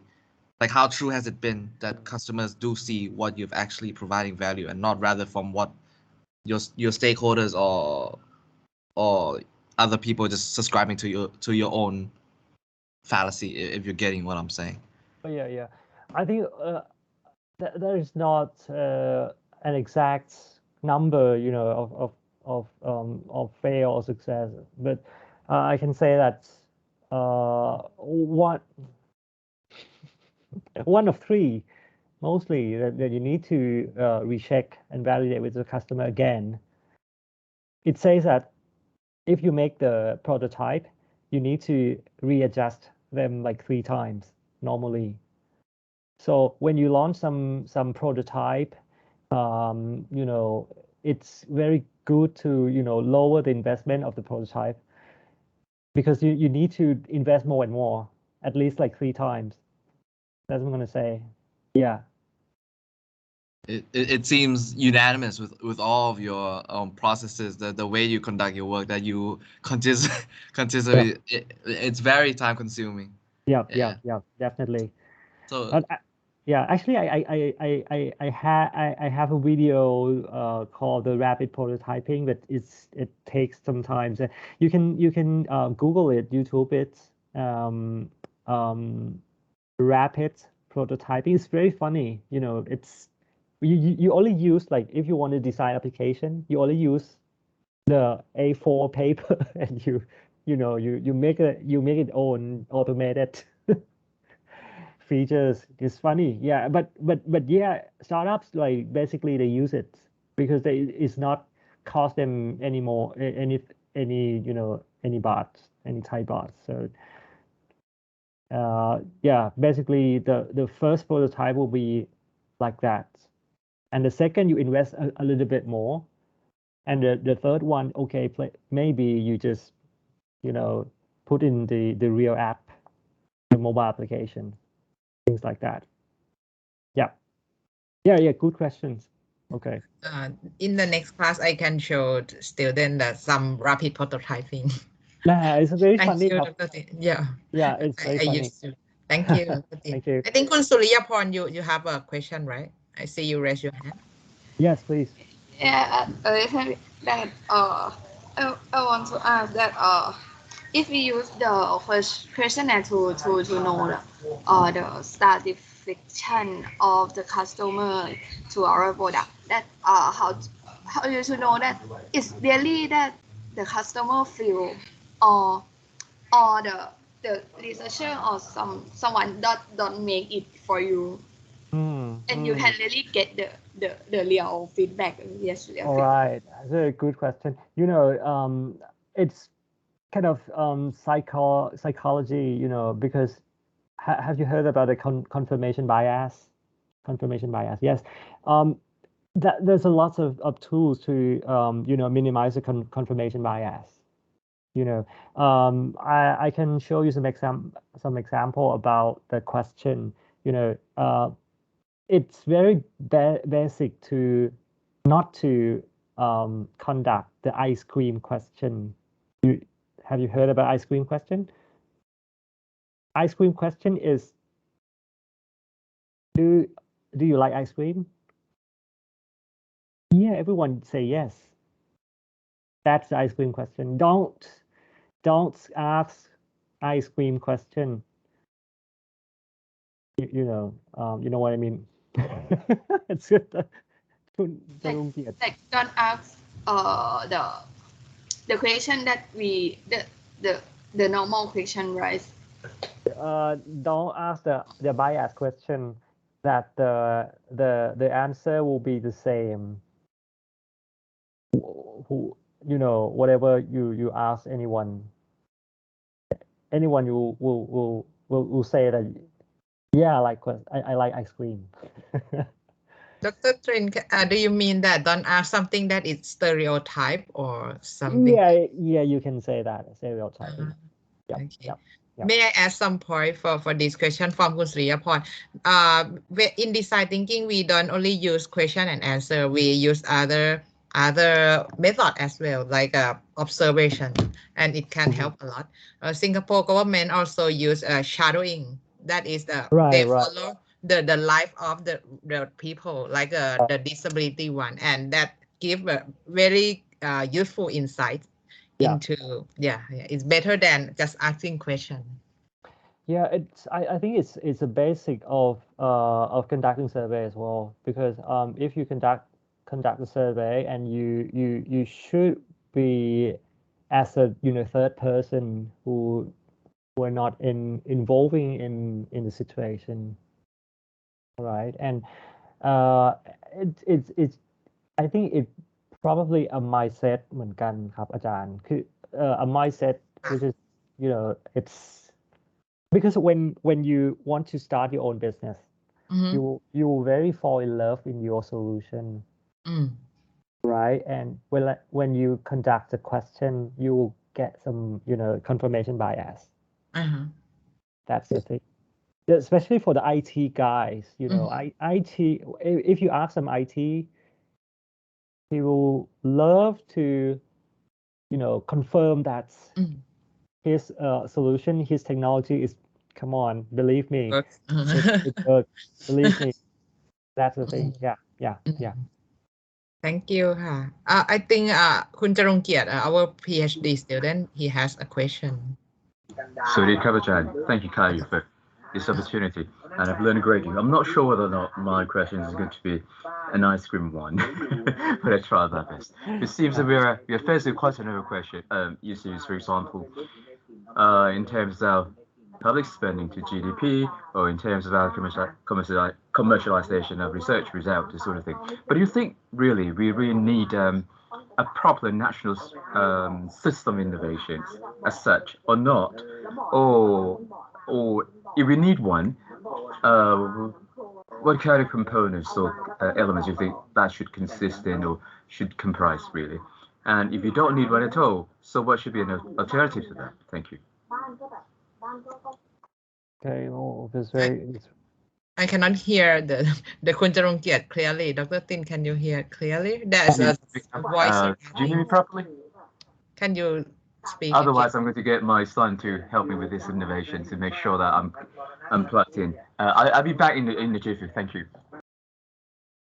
Okay, don't worry. But as I a bit catch up, I think he's mentioned about the kind of national infrastructure or things like that, digital infrastructure that we really need or not.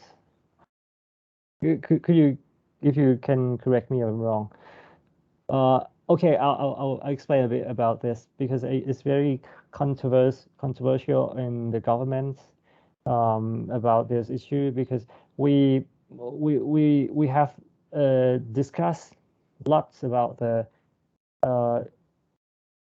like Thailand. Is Thailand needing the YouTube Thailand, or we should have our own national platform to compete with international or not, or we just only be a very good consumer as we are now, as we are the top 5 of the digital adoption in the world, or we should leapfrog to go like to be a new Silicon Valley in Thailand or not.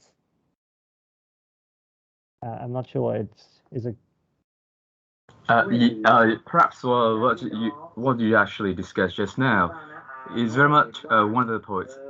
My question is, my question was actually whether or not we need a proper national system of innovation as such, and if we need one, what components or elements should our national system innovation consist in or comprised actually?